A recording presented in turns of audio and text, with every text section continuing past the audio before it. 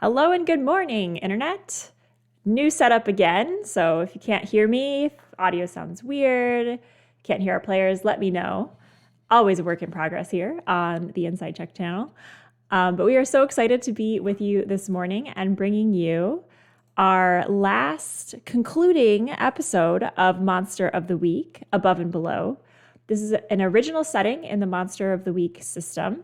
The players and I co-created it. It's super cool. It has a stratified city that exists on a pillar. There's an undercity below and an upper city above. Class stratification galore. The main economy here is trades, so plumbing, electricity, building of the tubes that connect the undercity and the above city. Lots of industry and bitterness at not being able to rise up, literally, in this stratified society. We are joined by our two wonderful players. I will let you guys introduce yourselves, and I guess also we'll kind of jump into our intro scene. But give me 1 second. I'm realizing that I'm talking over nothing. So hold on. Let me get some music going here. Whoop. But say hello, players. Good morning, Internet. Hold on, let me grab some music. Gotta set the mood. Yeah. The mood. But yeah, feel free to introduce yourselves as humans. Okay. Good morning, everybody. Zainab, pronouns she, her. I also go by Technitrix,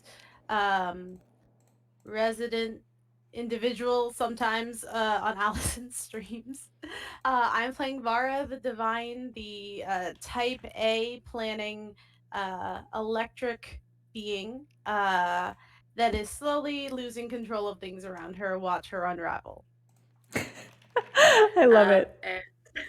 Morning, everyone. I'm Pauline, pronouns she, her, and I am playing Cassandra the Spooky, who got a little bit dark last week, and will definitely not be getting any darker. That's definitely not what's going to happen. Totally. As you said, the spooky, the music, I finally got it to kick in, and it was like, woo. So perfect. I'm meant for that to happen.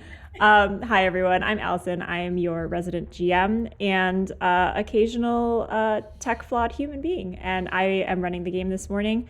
As we kind of turn on the TV, sit down for Monsters of the Week, we're all stoked for the conclusion. We have our friends on live chat, and we're ready to see what happens to these wonderful characters. The title screen flashes on. We see kind of the above city, this like beautiful cloud landscape, glistening buildings, white rooftops with gold filigree, sunlight glinting everywhere, bridges, birds, clouds. And then we descend below, traveling down one of these tubes that, Futurama style, takes you from place to place. The tube gets dirtier and clunkier as it gets like below the water level. Kind of residue is like clunking up at the bottom of the tube, just like a soap scum on a drain. And kind of spilling out into this below area is just like rust and grime and grit. There's gears turning. You hear like the steam enginery in the background. And here we see people working hard, just trying to make a living. As the scene is set, we then flash to see our characters, Vara and Cassandra. Vara, can you describe like the highlight clips that we're seeing as the show starts up? Considering how we ended, Vara's sitting cross-legged in the dirt, trying to organize her pencil bag of her various pens that have fallen out during this very explosive ending of our previous session, just trying to have some semblance of control over what's happening right now. And how about Cassandra? What flash do we see on the intro screen? So we see Cassandra sort of standing, silhouetted in front of the now burning remains of the Fire? Plumber. Sort of her eyes glowing red with like bloody tears coming down her face, and just the form of 6 sort of spectral ghosts surrounding her. And as we see this scene, it kind of the title screen fades away and it kind of settles into the scene around Cassandra, as this was the last moment that we spent together on last week's episode. So we do indeed see Cassandra surrounded, to her eye, with spectral ghosts. To everyone else, Cassandra is just as weird as ever, but nothing too odd. Although Odie, who is a lanky young man, he has black skin, like bright hazel eyes, short hair, wearing Matrix sweaters, fisherman styles stretched over his arms, kind of full of holes, but looks like they were hand sewn. He had been able to see some of these spectral figures kind of in passing, in proximity to you, Cassandra, and was like briefly terrified by them. So he believes that there are ghosts around and that perhaps this is part of the problem. We also see a bunch of plumbers who had been in the building that is now smoldering behind your group. They have big belts with like a bunch of utility items on them, wrenches and piping, lots of like pockets, overalls, men, women. There is, as you said, a spectral group of these individuals who had died in accidents in this building previously that Cassandra was able to summon. And then a group of very much live plumbers who have just escaped with their lives from the building that exploded behind you guys, that you actually caused to explode. So that's another point of order.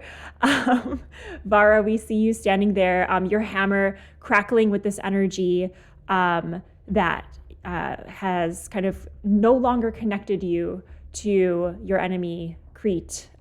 Your frenemy? I don't know, colleague, ex-colleague? Your hammer had been connected to this individual who is now far away, presumably with one of your own party members, actually two of your own party members, Calliope and Delilah, who had exited earlier to perhaps be taken to the Inventor. So that line of connection is now severed, but you still feel within you like the electric energy of your cult, your divine source of power from your multi-level marketing scheme, the electric company. So we find ourselves in front of this building. It seems stable for now. Like all of the very visceral and intense explosion has happened. Pieces of it are just kind of groaning and creaking as they just slowly tilt or fall or settle. There's flames, kind of just like a good barbecue that has died down. Like in the center of this building, you feel this intense heat, caustic smell from who knows what chemicals that have burned off. Also the smell of refuse, as a lot of the city's sewage has kind of come to light and is kind of bubbling and roiling in the center here. So it's not a pleasant sight by any means. But all of you are kind of panting, bleeding, and one of the plumbers, the kind of foreman-looking person who had shouted for everyone to get out, turns to you, Cassandra, and says, "Who the hell are you people?" Right, so we are from Charybdis, and,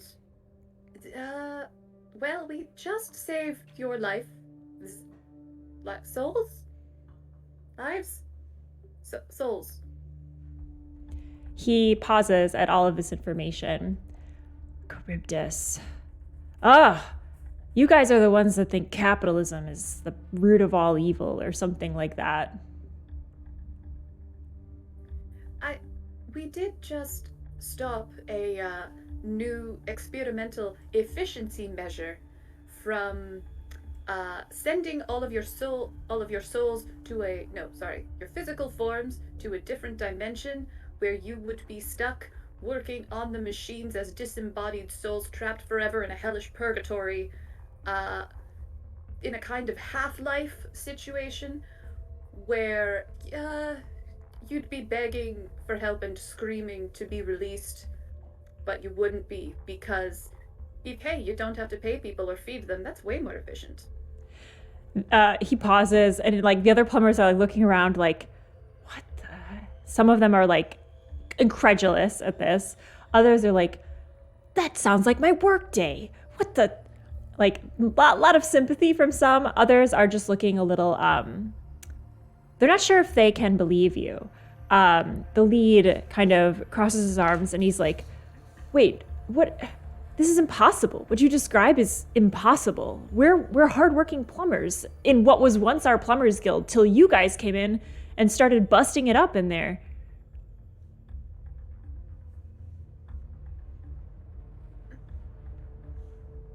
You know what? Why don't you take a visit to the what's the like the place we just came from, the electric company place? Like, was it just the electric company? Yeah, it's an outpost of the electric company. Okay. The electric company run the operations of all the companies happen down here. The headquarters essentially is in the above space. Okay. Why don't you visit the electric company outpost down here? See how the machinery there is running, and then come back to me on whether or not you believe me. Even if what you say is true, how is it possible? How is this your doing? Is this Charybdis, your organization? How could such a thing exist? I'm going to. Is Odie still holding the backpack? Accusations. Odie is still holding the backpack. He was like set down by the ghosts, just kind of like he drifted on his butt a little bit, and he's like backwards holding the backpack, and it's occasionally sparking, and every time it does, he's like, ah! I'm going to sort of like step to the side and sort of do a little like ta-da hands towards the backpack specifically and say, have you ever seen any equipment or machinery like that backpack before? Roll investigate a mystery as you ask this question, Cassandra. Okie dokie.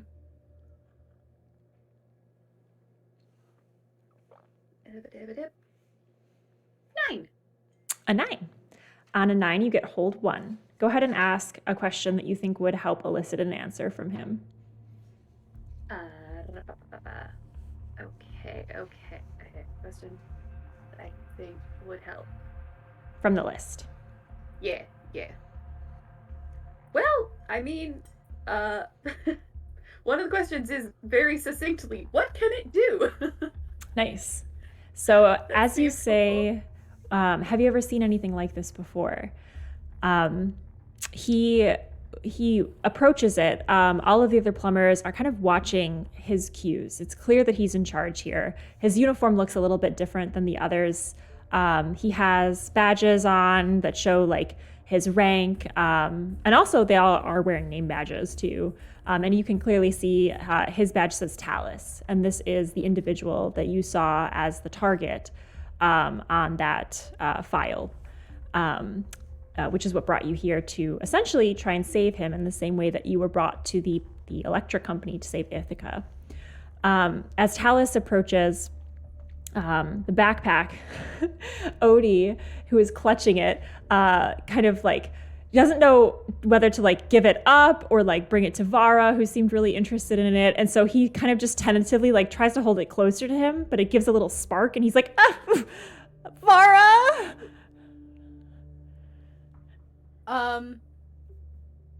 I'm just going to just scoot on over to him and just remove it from his hands and like put it to the side, because like he's fine now, but he also should not be touching it given his track record of accidents or lack thereof of being not injured. He's not very good at staying injureless. That is correct. Yes, Odie is a little bit of an accident-prone individual. As you take the backpack away from him, Talus turns his attention to you and begins to inspect it and kind of like begins to like fiddle with some of the knobs, not activating anything, like he's very wary of this, but just kind of like looking for make and model, looking for serial numbers. Like you can kind of see that he is inspecting it in a way that someone who builds and dismantles and repairs a lot of things has kind of a keen eye for. He turns around and he's like, I've never seen anything like it before, but your question was, what can it do? He's like, do recognize some of these parts. I mean, this is top of the line Plumbers Guild technology, and if I'm not mistaken, top of the line electric company technology. Like, this is from both of our industries, and some of these things were just in prototype mode. Like, I myself have been working on some of these things, and I've been told that I'm moving up the ranks because of it, but I didn't know that they put it into production. That's very strange. This part here, this is designed to gather materials, and this part here is designed to provide power. This is a powered device, and it seems to be linked to other devices, if I'm not mistaken. Define linked? Like, can you tell if there are any other ones nearby, or?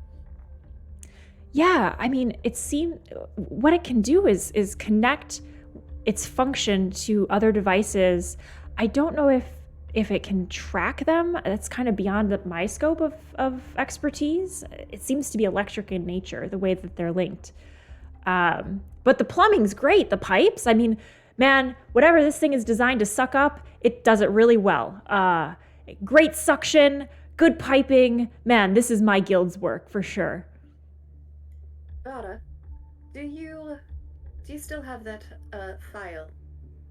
Yes, I do. I'm gonna pull it out and just hand it to her.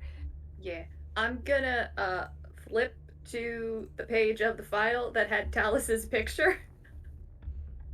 And I completely forgot that was like a thing I just remembered. You have just reminded me that he's in fact the person we're trying to save. No, I was like, wait, this is Talus? Oh shit, I was like, I have even better proof. I'll sort of spit it out and show it to him and just be like, take a look at some of the other names in this folder and see if you recognize any that haven't been seen in a few weeks. And I'll just sort of basically give him the file to look through himself. Did you know that you're on a hit list? He looks at the file. His first reaction is shock, and he's like, I am being selected to go up to the upper city. All of my hard work. And then I definitely turn a page back to see, like, the other people with, like, the big red X over their face. He looks down and he's like, yeah, these are great, innovative minds. I've been collaborating with some of them. They've asked a lot of us to make to make kind of, new and innovative materials, products. This person I collaborated with on how to generate a large amount of energy across different devices. This person, I was collaborating with them on how to kind of target specific things to suck up into machines. Not just anything, but like specific things. Yeah, no, these are great innovative minds. I haven't seen them lately. I mean, we finished collaboration on the project. That makes sense. I'm not sure why they have X's on their faces, though. Considering that he's a great innovative mind, should we just let him slowly put that together himself, or? Yeah, I think I'm gonna look meaningfully between the file and the, like, backpack device and the file and the device. Just start listing. It's like to target specific things. He takes a beat. Odie is even impatient on this one, and he's like, come on, man, put it together. Talus kind of snaps out of it, and he's like, that doesn't... Are you saying our work has been put to bad ends? Are you saying that my friends are in danger?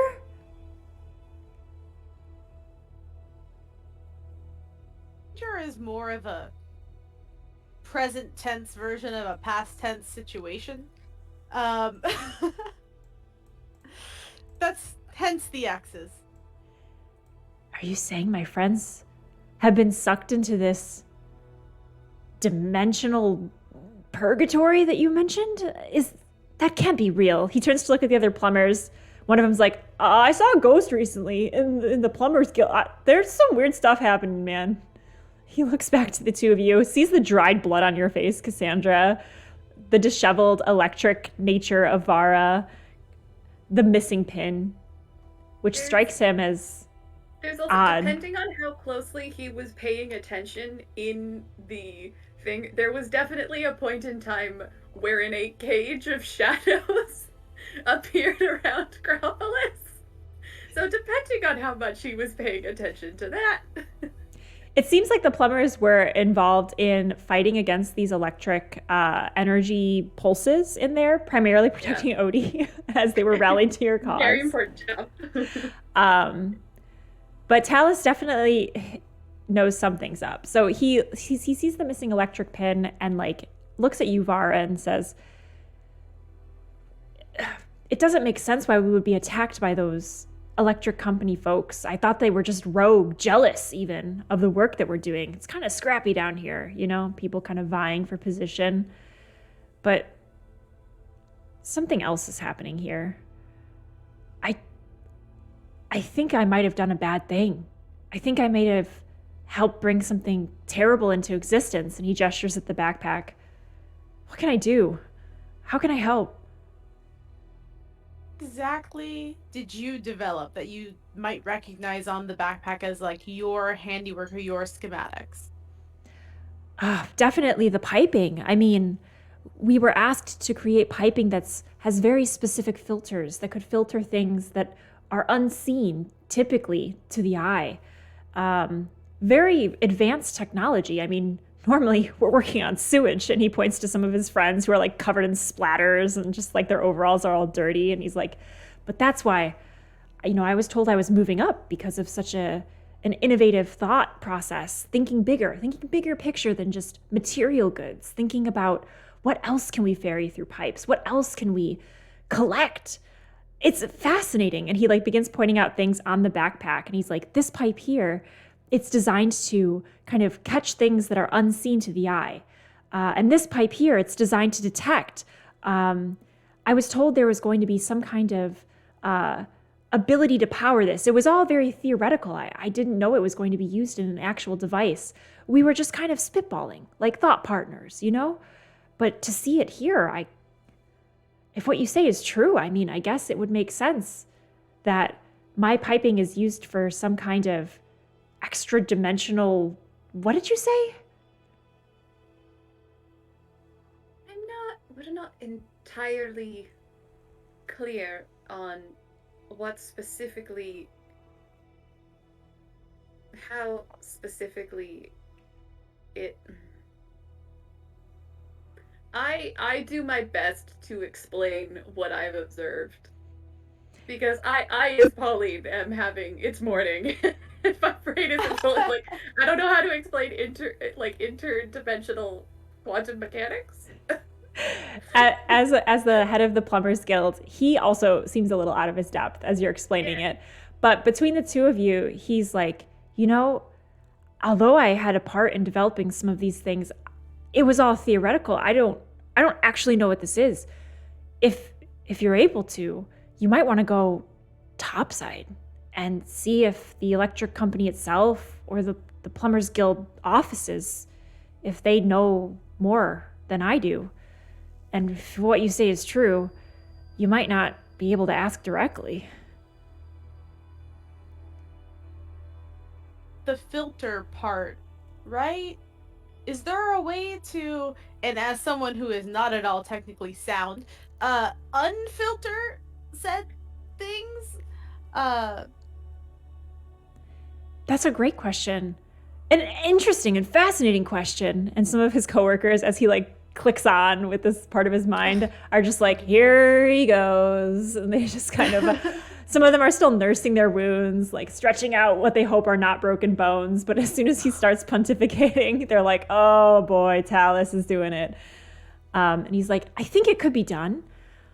You know, I'd have to get the original schematics of this device, but, you know, working together with my colleagues, and then he remembers the red X's, and he's like, working together with with the times we've shared and the intellect that we've shared in the past, I feel like I could help save them, if that's possible, but I would need the plans.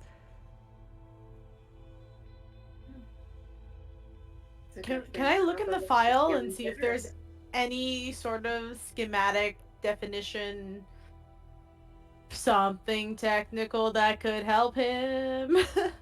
The file that you have with the profiles? Yeah, I don't know what else is in there, so. Yeah. As you look through the file, you see a lot of people, their profile, their advancement level. It seems to be mostly this list of targets. There's not much about the device itself in this file.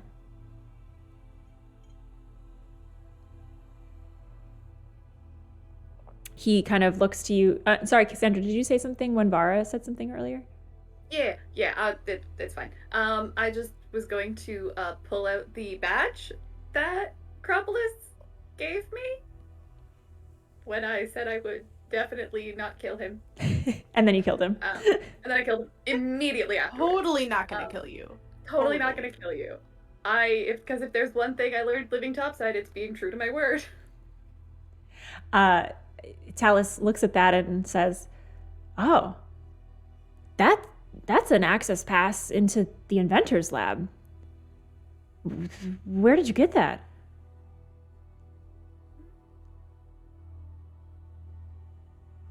She found it on the ground. During the scuffle. It just was there. She thought it was relevant as she was leaving the building. I acquired it during the scuffle. He looks between the two of you, sees the blood on your face again, Cassandra, hones in on it this time, and he's like, "Understood." Well, let's not do it. Maybe you shouldn't ask for details. Well, I hope we've been helpful. I mean, we were kind of in fight or flight back there, and we chose to fight, mostly because this one didn't seem to be able to. And he points over at Odie, who is just like really doing kind of those like big stretches with his arms and like doing windmills. And just Odie's doing like those like really like I don't know, like 70s like exercise type Pilates things where he's just like, yeah, like in sometimes in Japanese companies, like all the employees will come and like do like a dance stretch routine just like middle of the workday to get the bones moving. Like that's kind of Odie's vibe. Yeah. He's doing like a coordinated routine. And Talus points back and he's like, "I mean, we can definitely tell when someone needs protecting. We appreciate it." And your speech was inspiring, he says to Vara. It's hard because some of us want nothing more than to get to the top. And he looks up and you see the pipes that take you topside. The sun is glinting off of them. It's refracting through the water. And there's just kind of this ethereal like glow all around the water and the exit to the topside above. And then he looks down at the ground below where there's like smoldering embers of sewage and refuse and pipes. And it's just like this mess. It's a burning, literal dumpster fire. And he looks at the two of you and he's like, "It's good to dream, but I wonder what you said about work and I don't know. Maybe it is just a dream. Maybe we need to focus on bettering what's down here."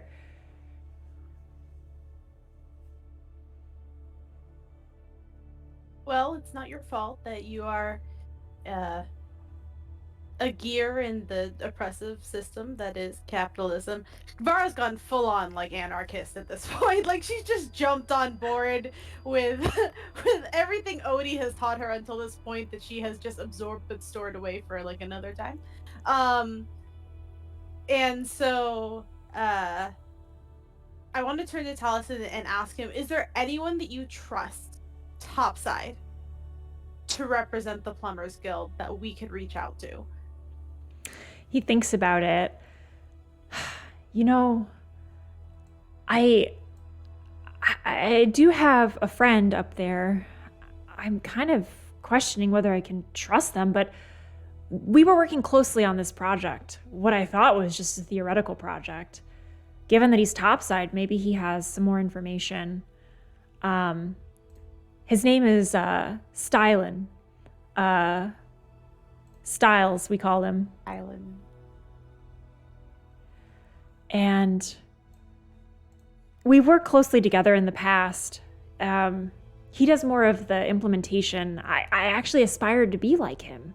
I thought we would be colleagues soon, but he looks down at the red X's on the other people's faces in the file.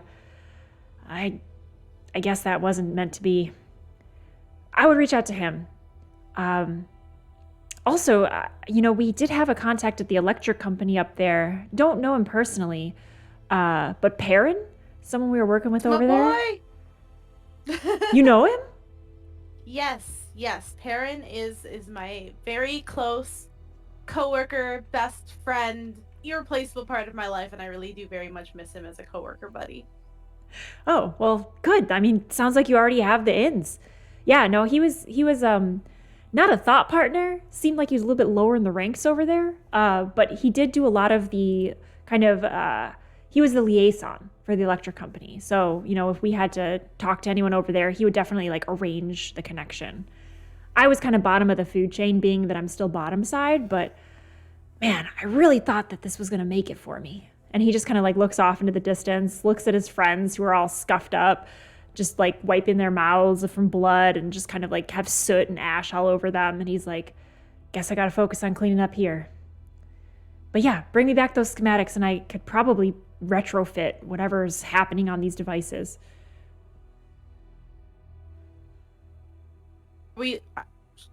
Are they supposed to look a certain way? I mean, I know nothing about anything related to that. Are they like blueprints? Am I looking for a specific? Is there a model number on the backpack that I can like look for to make sure I'm grabbing the right thing? I would think it would look a lot like the backpack itself. I'm not sure if they do print blueprints up there or if there's a file. But I would need to see kind of how everything fits together, because right now all I know are the different pieces that I helped think about. We need the patent application. Yeah, whoever went through with the production of this, I can't imagine who would have the funds. This is a lot of cutting edge stuff.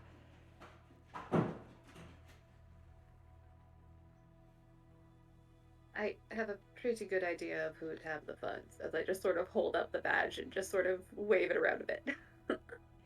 He looks shocked and he's like, I can't imagine the inventor would make something so dangerous. The inventor has everyone's best interest at heart. He's a kind, benevolent creator. I'm gonna put my hand on Talus's like shoulder and be like, I too used to drink the Kool-Aid, but as I've learned in the past 24 to 48 hours, everything I know is a sham and a lie, and they really don't care about your well-being, or else they would have never made something like that. Odie pipes up from the background. He's like, that's what I've been saying. I knew you'd understand, Vara.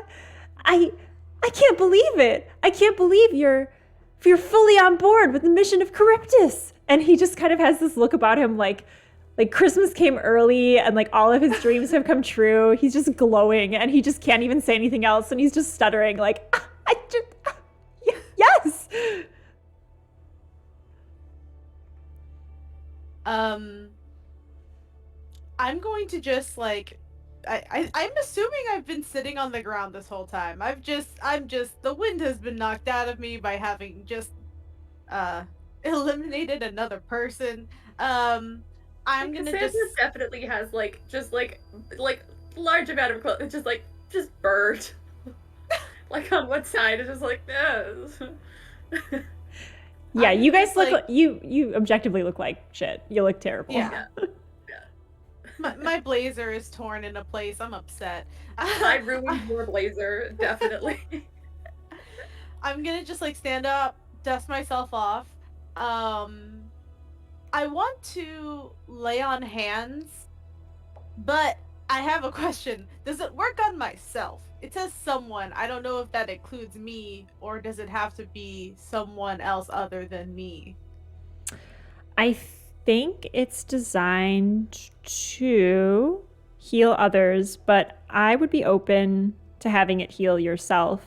But you could only pick one person for the time period. So it's not like you can lay on hands like a multiple people situation. You'd have to pick your person, your target. Okay. I was just wondering about its applicability.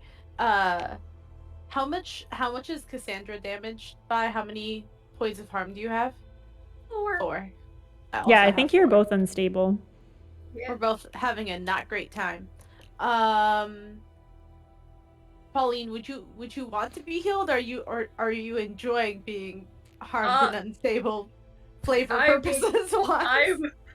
I would happily get healing because I did suffer severe electrical burn.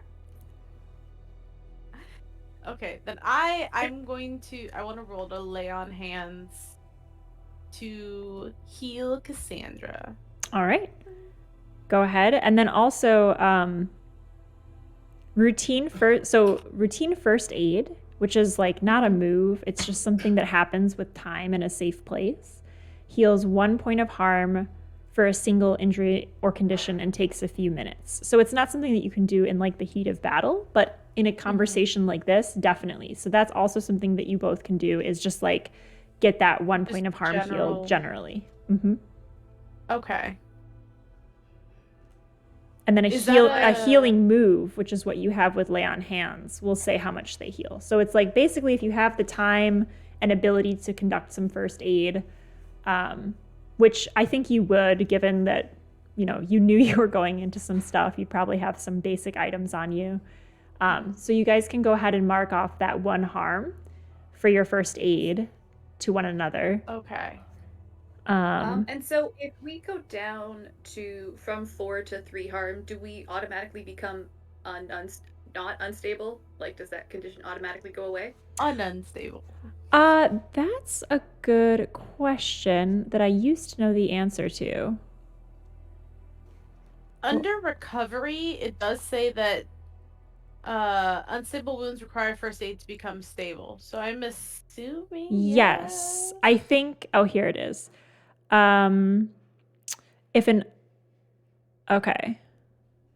Yes, it can heal up to this to stability if it makes sense narratively.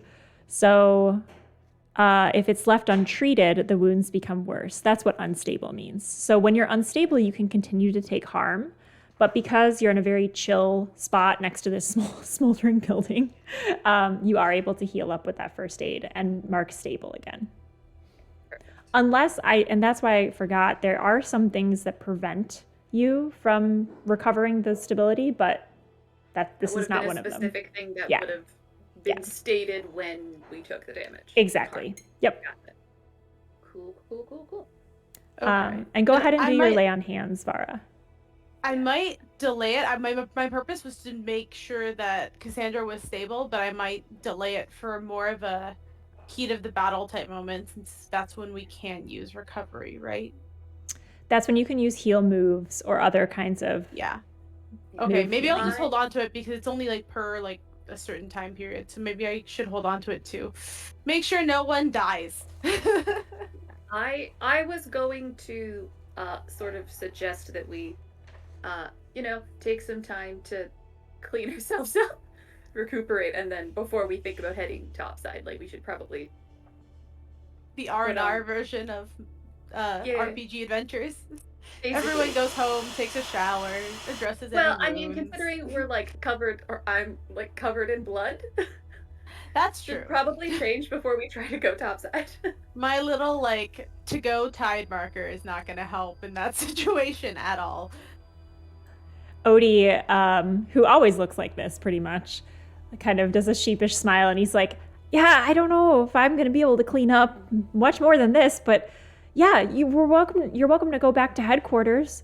I mean, there's a shower there that sometimes has hot water, and I think the last time I checked, like, we were on half tank, so it's a good day for cleaning.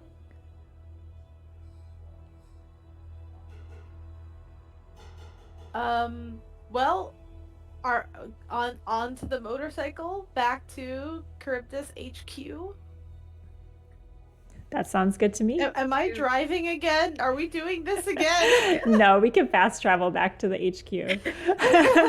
Just to make sure no one dies en route. Yeah, there's no danger. You're not running towards a chase scene, so you can take your time navigating back through the city. As you leave Talus, is there anything you'd like to say or leave the plumbers with as Talus and his crew? And also the spectral ghosts of plumbers past who have died in workplace accidents are kind of hovering around, still floating. Some of them have ghastly injuries from their workplace demise, and their eyes just kind of search yours out, Cassandra, and they are waiting for you to see them off. Yeah, I think I sort of look at the living plumbers and then also the ghostly plumbers, and Talus as well, and just sort of say, regardless of what anyone topside thinks, you are the ones who do the real work, the important work, and you are due far more respect than you're given. The plumbers nod. Many of them look like they take this to heart. The ghostly plumbers who have already lost their lives in service of their work look sad but satisfied as they kind of waft towards the destroyed building that took their lives and fade into the ether, and you lose them from your sight, Cassandra, as they go back to their resting places. You do hear in your mind, Cassandra, a familiar voice, that of the guy whose name I wrote down. Cropolis. Yes. Angry Ghost. Angry Ghost Cropolis. You are still tethered to Cropolis, even though he is in death. And you can sense his presence. Not a physical ghost as the ones you had summoned and seen, but you do feel that tether. He is somewhere not in this world, passed on, but still your mind is tied to his, and you just feel this like seething anger kind of burning in the back of your mind.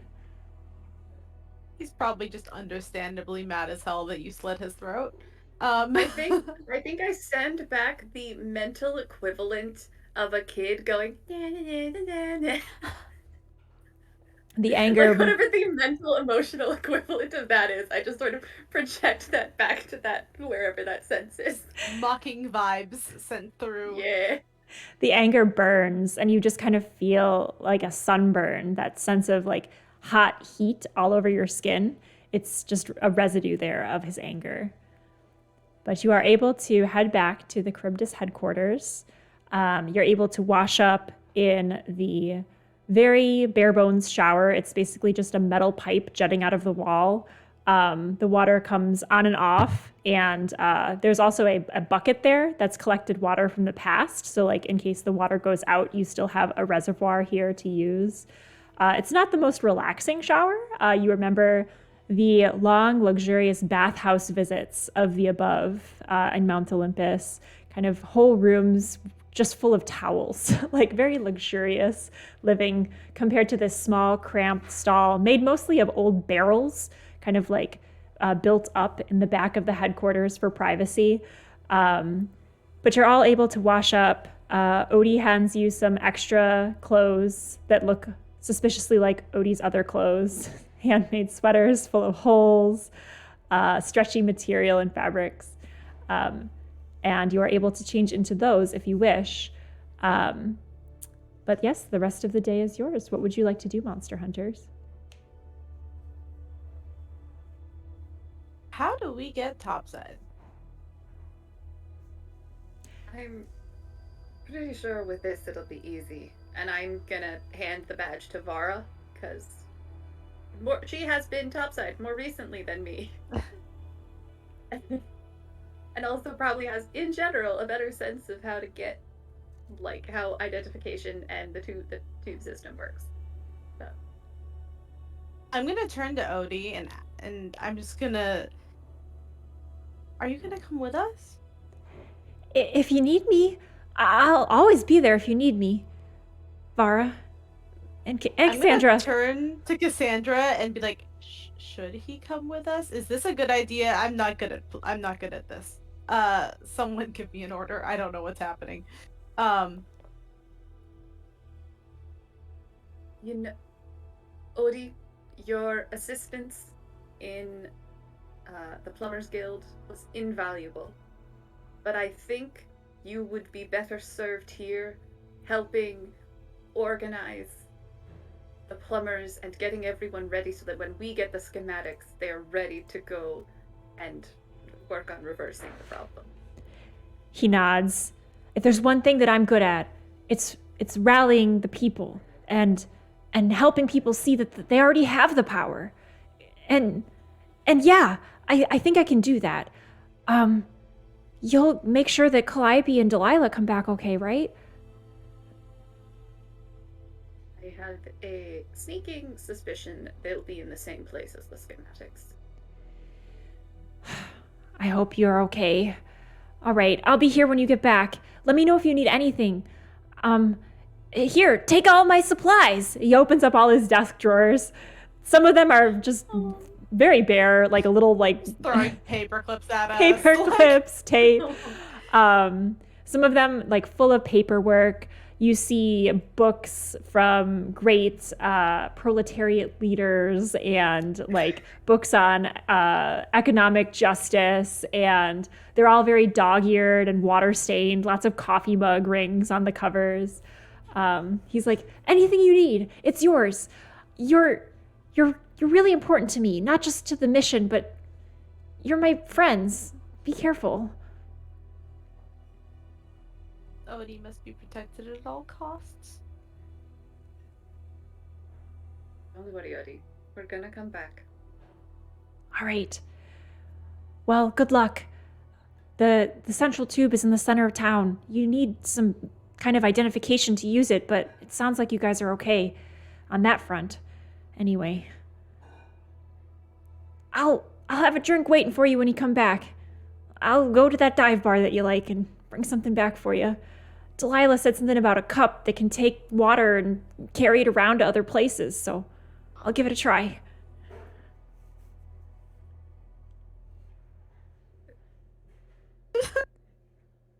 I forgot that sippy cups were a luxury until now. So I was just remembering the sip cup incident. Oh, Delilah's spiky, edgy sippy cup. Yep. Her punk makeovered sippy cup. Definitely part of Delilah's like starter pack. Yeah. Yep. I think all that's left is for us to come up with some semblance of an actual plan. Do I still have the badge that I very unceremoniously ripped off of my lapel? I think it's shattered in a couple pieces, actually, for dramatic purposes. So no, you do not. Okay. You grabbed Spinelli's badge? You could have feasibly done that. I could have. Just because, in hindsight-wise, I probably should not be going topside sans badge. Yeah, you have Spinelli's badge. It has a spot of blood on the corner, much like the Watchman pin. Just it won't come out, no matter how hard you clean it. I'm just gonna try to sew it back onto my blazer. Just to be there, and then I'm gonna very much cover it with my hair and hope that you know it's there. Like if you need to glance at it, it'll be there. But we're just gonna keep it under wraps. I guess that's a question. Do Acropolis and Spinelli's badges, do they have like they don't have a picture of them or anything? No. Yeah. It's like a crest sort of thing, right? It's just sort of like a crest, mm-hmm. with possibly a number, but yeah, it's a shield, I think, with some lightning bolts on it. Okay. But I'm assuming no bio data or technological badge information. No, you can safely assume that this Inventor access badge is superseding most other things.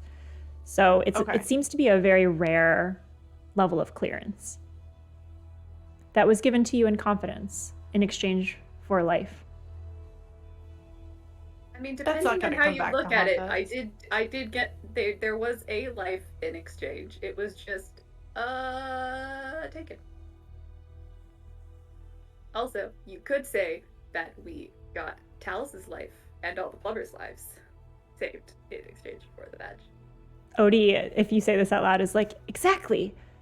Yeah, no. And, you know, the class struggle always has struggle in it. That's part of it. I understand.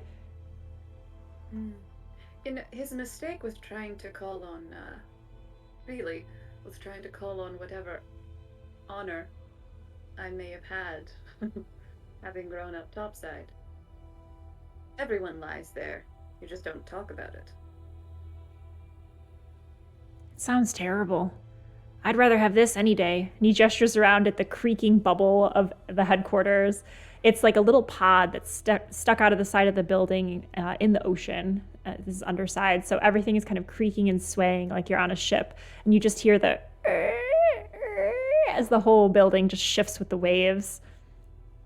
This is gonna sound terrible, but like I always imagined the Charybdis headquarters as the Krusty Krab. I don't know why, but like in my head until now, when you started describing it, I was like, I've always pictured it as the Krusty Krab. It's not too far off. I love it. But Monster Hunters, you find yourselves near the central pipe. I'm shuttling you forward in space and time, unless there was anything else you'd like to do. You have time to plan, but you do see the central pipe area. It's not well trafficked. Most people are using the local piping systems, the tubing systems that go around this area to take them to work, to take them back home. As you've seen, they're crowded and there's long lines to wait for them. This gleaming central tube, Cassandra, being from a family that created these structures, you recognize this as like top of the line. Like, it is in good shape. It is well maintained. The infrastructure is on point. There are people there making sure that those who are supposed to be here are here, and those who are not supposed to be here are kept far away. So there's a wide berth between actual transportation and anyone kind of standing around. You do see two people standing near the base of the tube, no other traffic, and just that like familiar gleam as sunlight filters down through this apparatus from the above city. So I think I'm gonna just do this out of character because it's easier and faster. I think we should visit Stylen first. Okay. Just because the people that we were dealing with seem to be more strongly affiliated with the electric company. So we may want to just avoid that if possible. Or delay that. Does Cassandra know anyone from her pre from the before times? Yeah, I have an old friend named Demeter, who basically,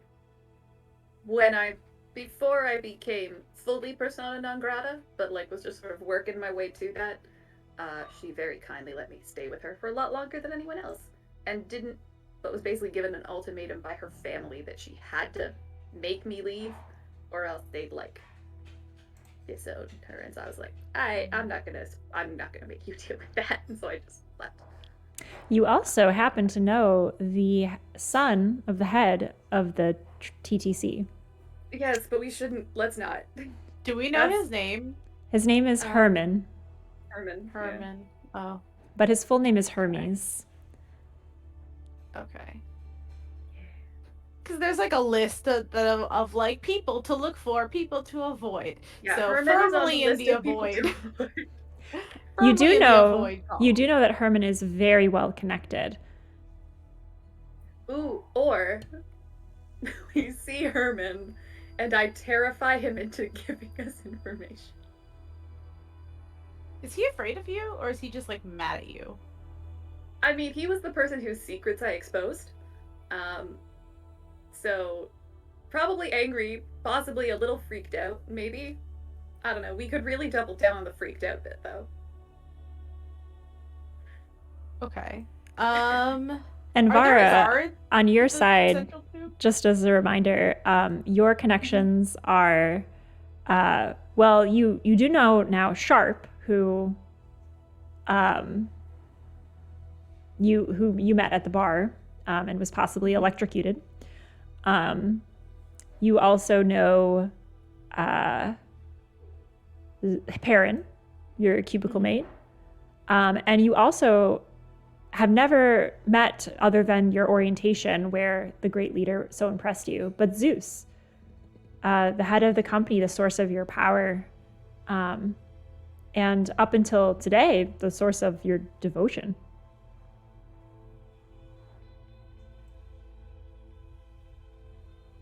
Are there guards to the tubes, to the central tube? Is there like anyone standing post, or is it kind of like a scan and go thing? 2 attendants. But it seems like just the notion of getting close to this area without clearance doesn't occur to people. Like, it's not like people are trying to get in. There's a wide berth between this area and kind of the rest of the city. Okay. Yeah, I'm pretty sure if we just sort of go in and show the badges, they will just let us go, because it's like, who would have the audacity to show this badge if they weren't supposed to have it?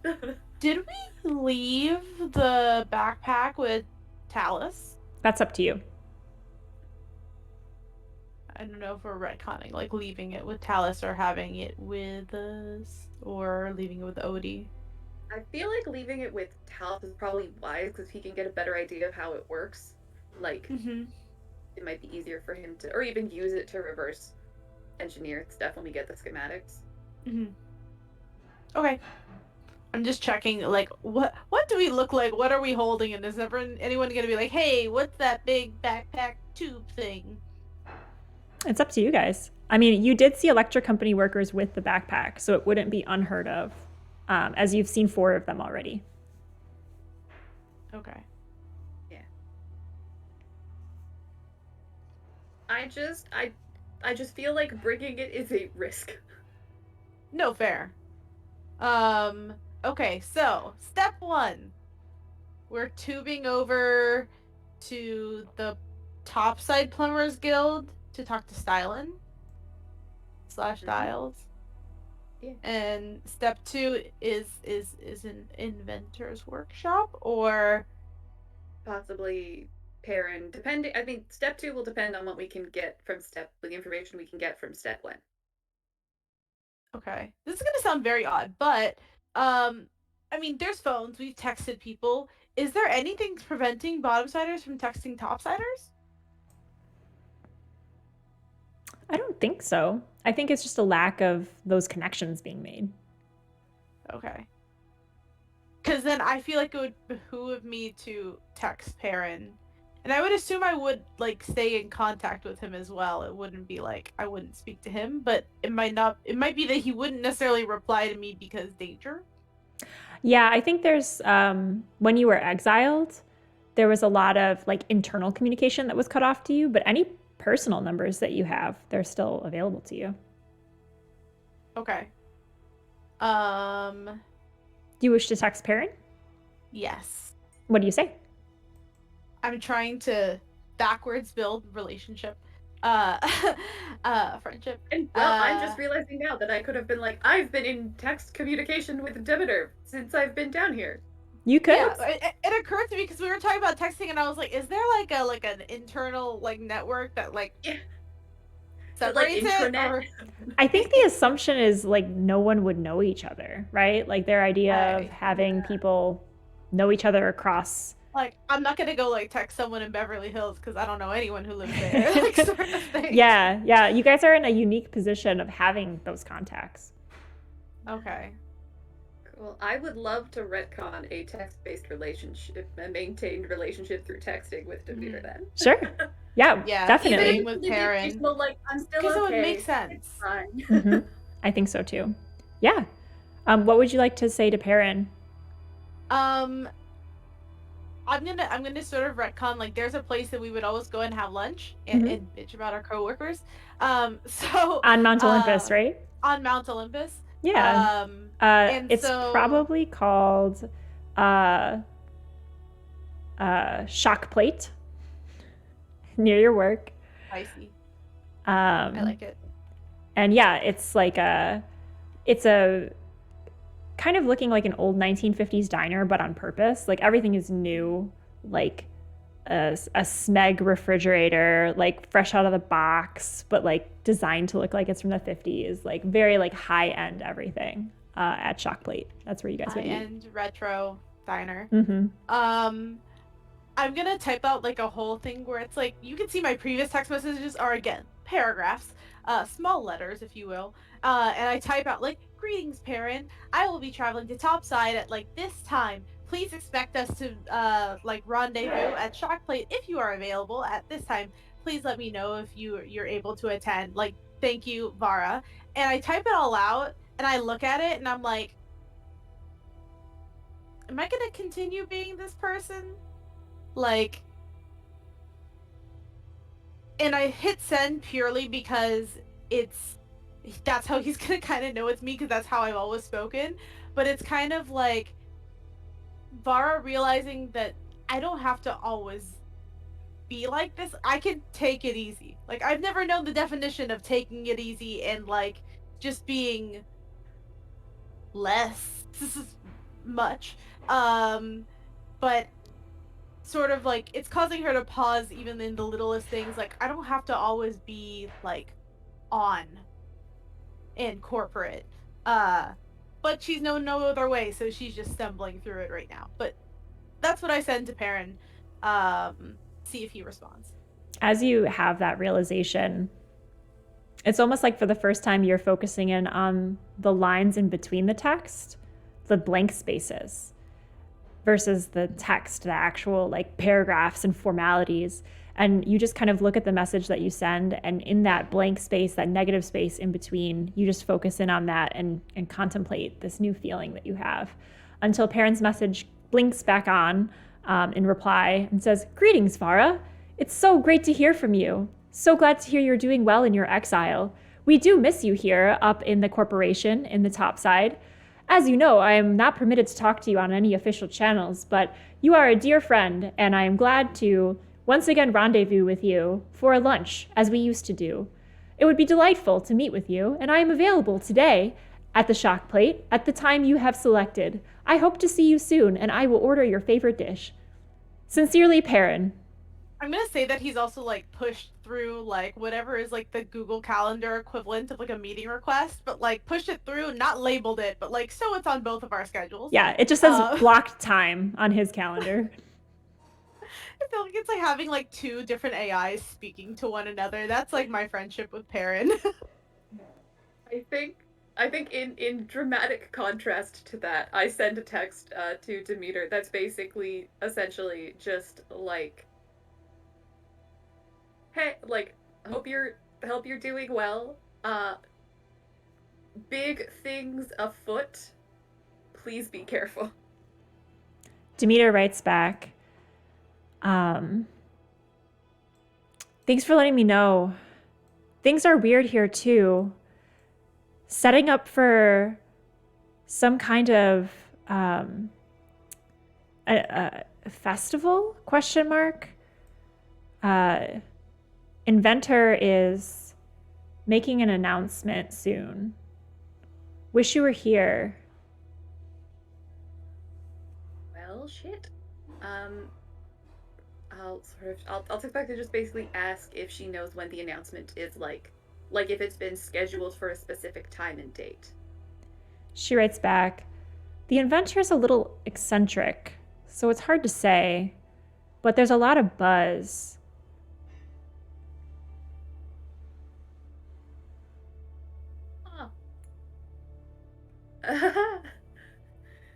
Just send back the gif of like where it's like a lady and there's a bunch of math equations like thinking. Yeah. I think I'll just sit back. I'm like, I think your weird and my weird might be connected. Please take care of yourself. Demeter writes back, "I can't wait. I'm so jealous, actually, that you're out of this place. I can't wait to leave. My parents are driving me crazy. Everything is so structured here. We're having a dinner party with Harold and his son Herman tonight, and I just am dreading it."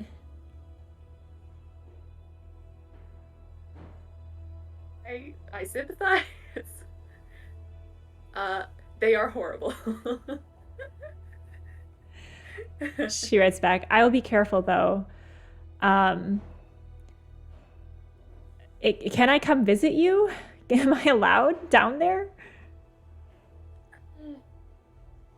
I'm just gonna randomly give it a few days for the weirdness to blow over, and then we'll see.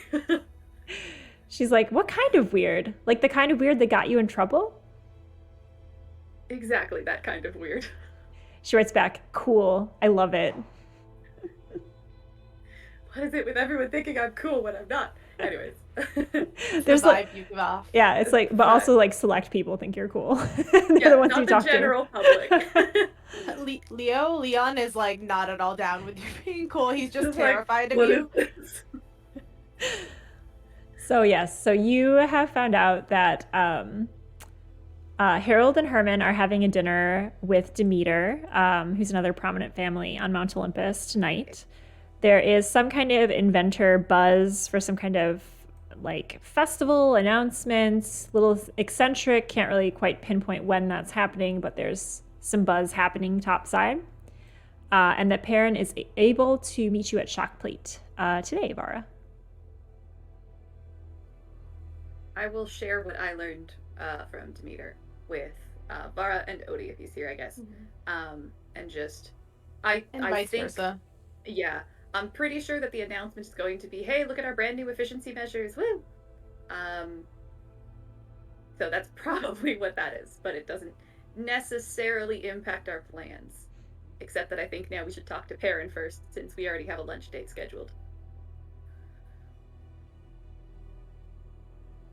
Okay, so step 2, Perrin. Step 3, Demeter, question mark? Festival, question mark?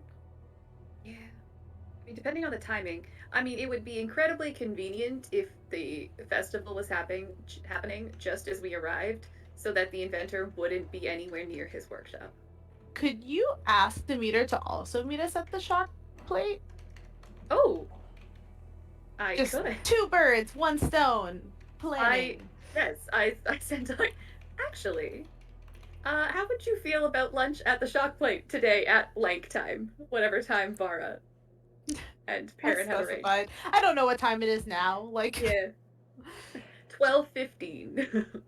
She says, sure. I mean, we usually don't go in that area because we deal with the tubing district mostly, but you know, it'll be nice to explore a new change of scenery. And I always miss you. So yeah, I would love to reconnect. See you then. Cool. All right, Monster Hunters, you have a lunch date. All right. Well, let's get topside so we're not late for it.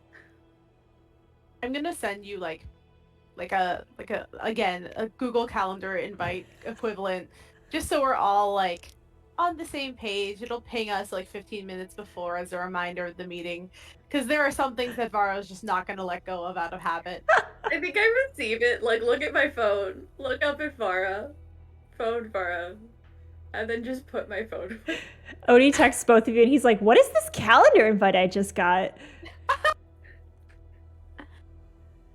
You can attend in spirit. It was you were listed as optional, Odie. I'm just gonna like text back. He replies, sounds good, be careful. And then like 5 minutes later is like, who's this Perrin guy?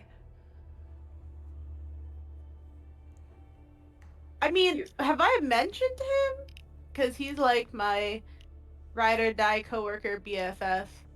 Probably have, but Odie sends that Odie's jealous text message anyway.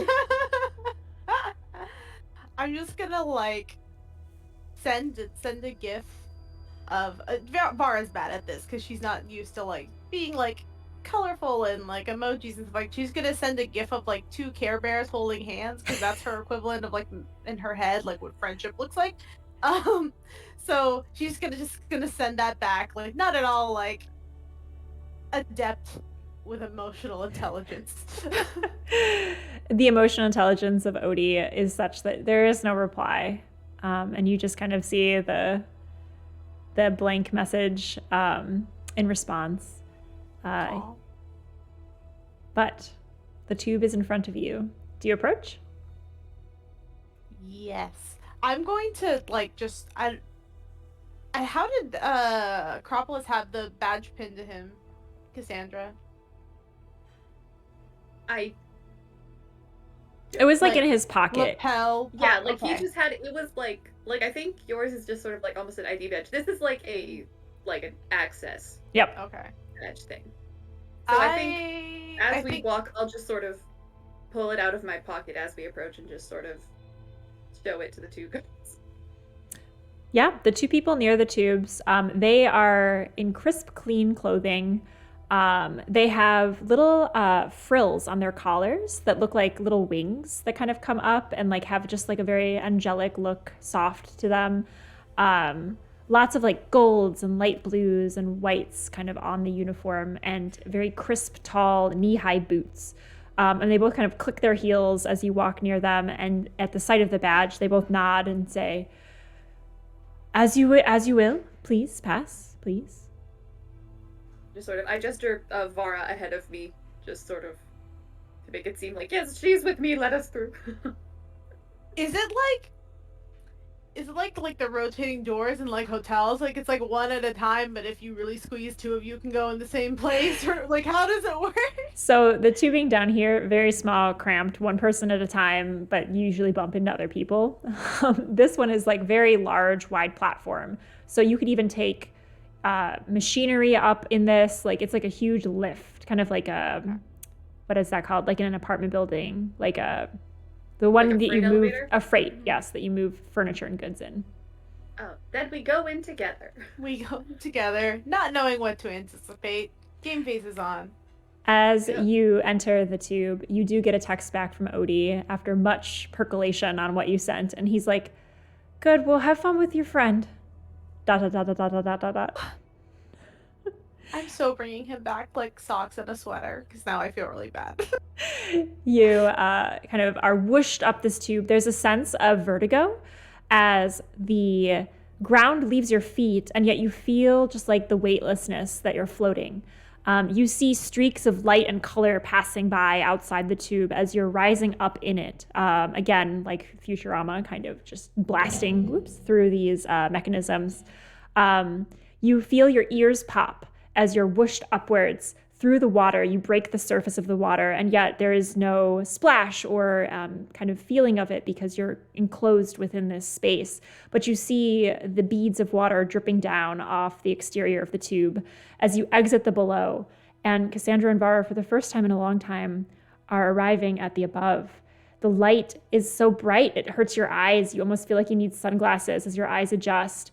And you realize how dim and dark it is below the surface. As you shoot up through the tube, I'm going to change the music here. One moment. As you're greeted with a new kind of sight. Oh boy. Yes, here we go. So as you see kind of the dinginess of the underside fade away, the tube opens up as you land, like your feet softly on the ground above you. And you see just a bright white city with gleaming gold filigree, very Grecian in construction, lots of Ionian pillars and white cobblestones on the ground, very soft architecture, everything with curves and swoops and arches, nothing like the brutalism of below. You see people milling about. No one is dirty here. Everyone is clean, pristine, wearing the latest fashions. Var and Cassandra, you don't even recognize some of these clothings. Like this was not around when you were topside. There's a person at the tube gate that kind of opens up the tube, and you hear the plastic separate from the seamlessness that enclosed you before. And as the door slides open, the smell of flowers, like light, bright flowers, just kind of wafts in. And you just kind of have a sense of, this is home. This is not home. It feels familiar and strange all at the same time. But you are in Mount Olympus.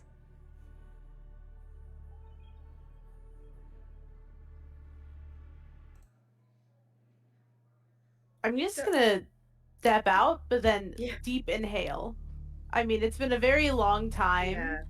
And it's like kind of in your description, lots of great, fantastic memories and happy memories, and then still some bitterness and darkness, kind of tainted by what I know now and how I left here. Mm-hmm. For sure. Yeah, I think we both just sort of take a second to just sort of get out of the way of like immediately after, but just sort of just sort of sit and take a second, or take a minute. As you take in the sights, you feel, especially you, Cassandra, the weight of people's glances. Like in the underside, no one gave any thought to you, any thought to your passing or your doings. Even as you were riding full blast at a motorcycle towards them, most people were just obliged to jump out of the way and not really look over their shoulders. But here, you have done nothing except walk forward into the scent of flowers and honeysuckle, and folks are just staring at you out of the corners of their eyes as they pass, looking you up and down, taking in your look, taking in your gait. The feeling of their eyes is oppressive, and you remember what it was to live here and to be judged constantly. Vara like immediately feels the weight of it because it's kind of like it's triggered back to like how she used to always be. She's immediately like standing up straighter, like straightening out like her blazer, like combing her hair that might have like flown up like while they were going up in the tube, and trying to like feel more presentable than she currently feels, especially since we're kind of a little bit out of place with our clothing choices currently. A little bit. I'm gonna turn to Cassandra and be like, Can Demeter bring us some clothes? I don't know what size she wears, but I will sort of text just sort of text Demeter and just ask if she can bring just sort of two changes of very simple like outfits. She writes back immediately, I got you, girl. Hell yeah. I respond, hell yeah. She writes back, let's get weird in style. I love Demeter. Haven't met her, love her already. I was about to say, can't wait to meet her. Sorry. Do you head towards the diner? I think we were first gonna visit Silent, right? How long do we have? But like, how long do we have before the? Totally up to you guys. Very amorphous time. So whenever you'd like to head that way, let me know. But you definitely have time to do things ahead of time. However, given that this is a game with a timeline in the background, everything that you do in the course of the day, things are happening in the background. So while you have total control of, we want to go here, we want to go there, the clock is advancing on the schedule of nefariousness as well. Yeah. I say then we go styling first, see what we can get from them, then we have lunch, and then... you can't fight evil and capitalism on an empty stomach. You can't fight evil if you don't look cute. You guys are true revolutionaries. I love it. Yeah, so you can head to the Plumbers Guild office up here. You recall that the one down below, one of the many outposts that actually creates the things that are used up here, was so industrial in its appearance. This one is, everything is an echo of what you know to be true below. So all of the gears and pipes and things that are in actuality in the underside, there's statues of them here. There's pieces of the machinery behind glass in like a museum-like case. The headquarters is very much in homage or homage to the reality below, but everything is clean, sparkling, spotless. Lots of offices, lots of people giving you those sideways glances in the hallways. But you're able to make your way to Styles' office. And he ushers you in quickly and says, "Hey, I was told you were coming. get in here, get in here. And kind of pulls you guys in and closes the door behind him and says, what do you need to know? We don't have a lot of time. I've got eyes on me. And we're going to take a quick bio break, and we'll be back in 5 minutes for whatever Styles is about to reveal to our hunters. So don't go anywhere.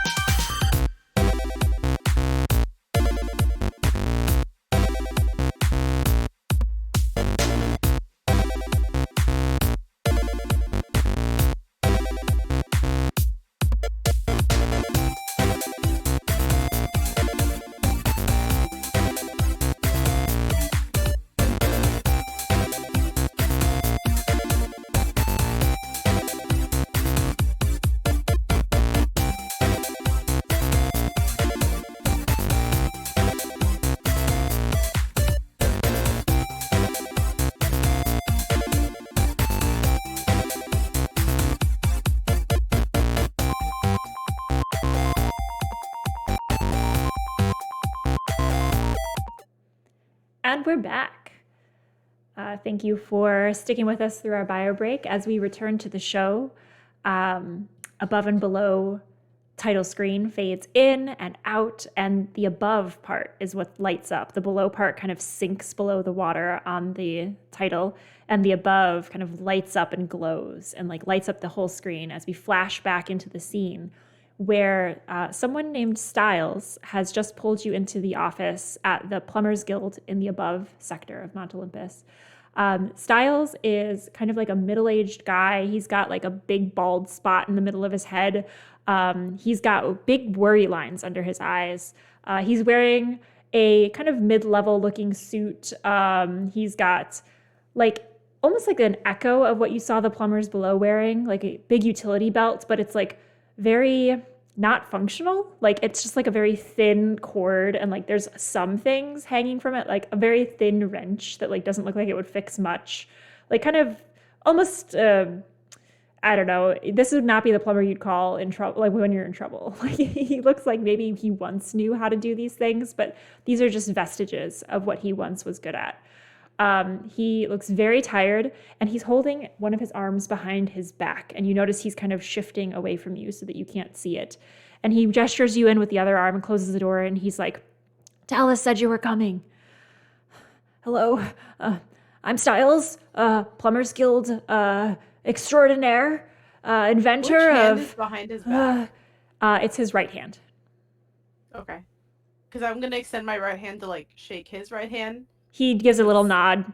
"Yes, welcome, hello. Have a seat at my desk. This is my office." You see on the wall behind him, it's a big picture of a wrench, and it's framed in like a gilded frame that is almost as like bright and gleaming as all of the gold outside. Right. I'm Cassandra. This is Vara. The project you worked on Talus with, the filtered pipes. I give the rundown of what Talus described his project to us as, because I don't fully remember. He described it mostly as like the ability to suck up things other than like tangible materials. Like it was a very like theoretical project. Yeah. So, despite it being strictly theoretical, the inventor has fast-tracked it into production, and we need to know if you know where the schematics for those would be. He begins to sweat profusely, and you see the hair, like that as the ring around his bald spot just gets like a little bit drenched and kind of like flattens against his head like a wet mop. And he's like, "You've described it so well. Yes, Talus and I were working on such an invention. I only recently realized it was made into a real prototype. The schematics aren't here. They're with the inventor in the inventor's lab. I had a bit of a run-in with the prototype recently." I just take out my hammer keychain and just like place it on the desk and look at him and say, "What's behind your back?" "Nothing." Do you want to show me both hands? Is that a thing that we can do? Awkward. Show me mine. Awkward. Show me yours. He flips his arm around. What do you do, Cassandra, as he does this? I was about to say, if he starts flipping his arm around, I will not do this, because the plan was to basically activate the site and make my eyes go weird and just be like, "Are you sure you don't want to reconsider?" But I think you can do that at the exact same moment if you'd still like to do that. Yeah, I just sort In of sync intimidation I'm moments. just like, okay, what's up with your arm? Yeah, as you say, "Are you sure you don't want to reconsider?" and your eyes flash, and he moves his arm forward. In this moment, Vara, you do see nothing. There's nothing there. He doesn't even have a sleeve on that part of his shirt. It's just like an empty space, and it gets cut off. Cassandra, as you activate your sight, you see a kind of spectral, flickering in and out of existence arm that is reminiscent of the shades that you saw at the factory. Oh, that's new. Sort of looking at the arm, I'll just sort of look back at him and be like, "So you did? Right, so you know what it's doing, and that it really... Talus thinks he can reverse it, but we need the schematics. Are you sure you don't know anything more about where we can you give us a specific location in the Inventor's Lab? Any more details? Oh, uh, so yes. Well, the lab. It's a large compound, but it's in a spire that rises up above the city. Our creator, our inventor, the one who helped us create all of these wonderful, beautiful things topside. I think file. Where's the file? Oh, it's filing cabinet. Sorry, I just get so caught up when I talk about the inventor and all he's done for us. Yes. I'm gonna point to his arm and just say, he also did that. He looks down at, like, for him, the complete lack of arm, even the sleeve, everything. Like, there's no frayed edges. It stops as though he's just been cut off in MS Paint and cropped. And eraser tool just all the way down. Right. And he looks at that, to your point, Cassandra, and says, "It was my fault. I wasn't supposed to touch the prototype. I was just so amazed that it was a prototype. And I turned it on, and well, I just kind of got sucked into the machine a little bit, and then I turned it off. But I can't seem to get my arm back." That to Talus. What? They were going to do that to Talus. They've already done it to multiple people. Where in the compound can we get? No, not the. He would. It would never be used against someone like that. No, it's for increased productivity. It's for the good of us all. It's going to help us have more with less. I think at this point I'm going to put both my hands on the table, lean forward, and channeling what I imagine to be some of the anger, like the sort of anger that I'm getting from Acropolis, just sort of in the back of my brain, sort of channel that into my foot and just sort of lean forward with still my eyes being all weird, and just say, "Where is the file?" Roll manipulate someone. Help her by just like making my hammer not keychain size, just for added effect. Yeah, you can roll help out. Because this is just a flat roll. What is my help? Yes. Help would be great, because then I will succeed. Okay. I have to roll plus cool. Am I cool? I have +1 cool. I have -1 cool, so. 9! All right. So on a 9 on your help out, you grant them +1 to their roll, but you also expose yourself to trouble or danger. Cassandra, what did you roll? So I rolled a 6, so the +1 gets me up to a 7. Nice. So for the manipulate someone on a 7, they'll do it, but only if you do something for them right now to show that you mean it. If you ask for too much, they'll tell you what, if anything, it would take for them to do it. So Cassandra, you kind of hear the crackle of electricity as Vara's hammer goes from being the size of a tiny little keychain to a full-on, like, Thor-ass hammer in her hand, crackling with energy. And you kind of hear him go, "Ooh!" and like give a little start at this because he was not expecting it. And in that moment of being caught off guard, you lean forward with your sight activated and your eyes filling up with that blood red color.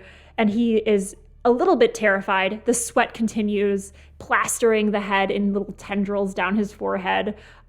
It's pretty much pasted on to his balding head at this point, and you can kind of see the sweat lines begin to appear, like, on his underarms through his shirt. He says, Okay. Well, I can let you know, but if you could just really, I just don't. I just want my arm back. If you could promise that you'll help me with my arm, I'll tell you. But I have to come with you then. Ooh, he has to come with us. Interesting. So I have a question. From what we know of Talus, do we think that him successfully, like, reverse engineering it would basically undo everything, or would it be, like, need to be undone in, like, each location that it's happened in? That's not something that you would know from your conversations with Talus thus far, but he did seem confident that he could reverse it. To some extent. Okay. Okay. So basically he's asking to promise that we'll return his arm. And he wants to come with you to make sure it happens. Okay. Sure that we can promise that.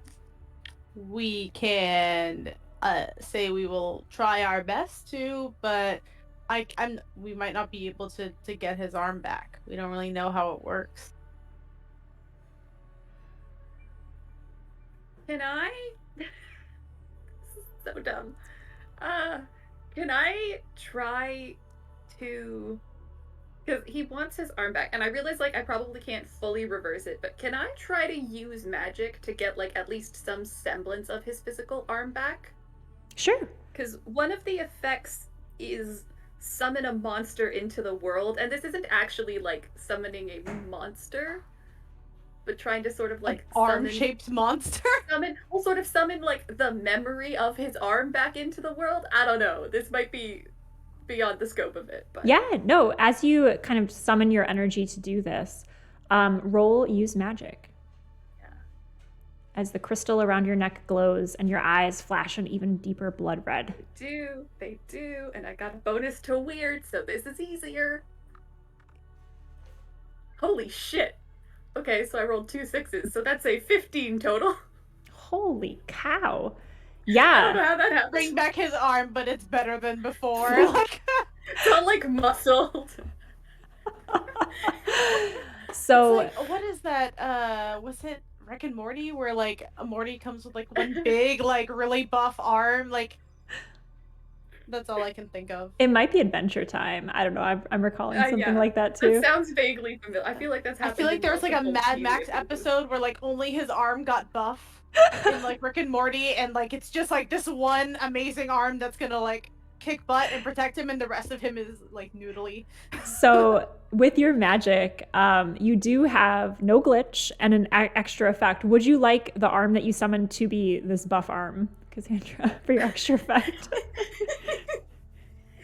Can I think so I'd sort of like to make it look essentially as much like his other arm as possible, like sort of based on what I like, essentially make it as much of like a mirror of that arm as possible, but I want to make it so that like it's kind of subtle, but it almost looks like he's got like an interesting like tattoo that almost like the veins are a bit more prominent than normal, and it's just a bit like the skin is much tougher than like a normal arm. One sexy arm, please. So it's just like it's not like super so like at a glance it doesn't look like he's like lopsided, but it's just if you look closely there's definitely something like special about this arm, and it's like really awesome. And maybe it's like the pattern of it is inspired by like some of the designs that we've seen walking here, so it looks like it's like a fashionable arm. You give him fashion arm?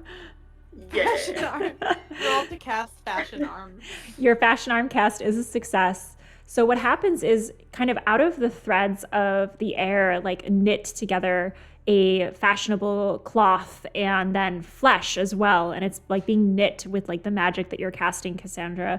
And for you, using your sight, you see that this arm is superimposed on his existing arm, this shade arm that's kind of there and not there, flickering into existence. So occasionally you see it flicker through the arm that you've created, his real arm. But the other one is mimicking it. Since you're able to see the one that's still there but not there, you're able to have the magic kind of interlace with it and move as he is moving.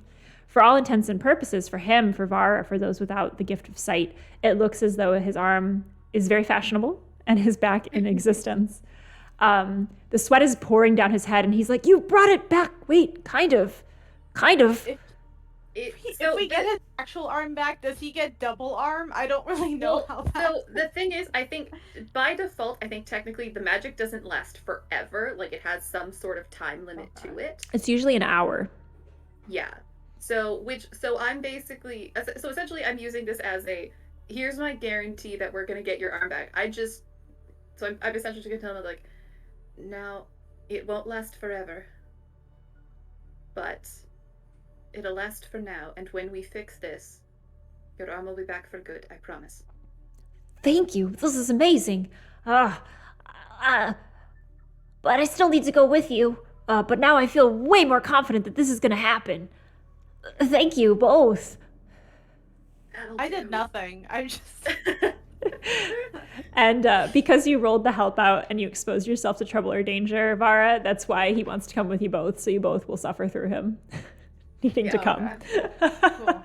I'll say, like, all right, but this might be dangerous, so... Don't worry, I'm a top-tier plumber. What we tell you, no, top-tier plumber. When we tell you to do it. Okay, I could do that. I do that all day, every day for my boss.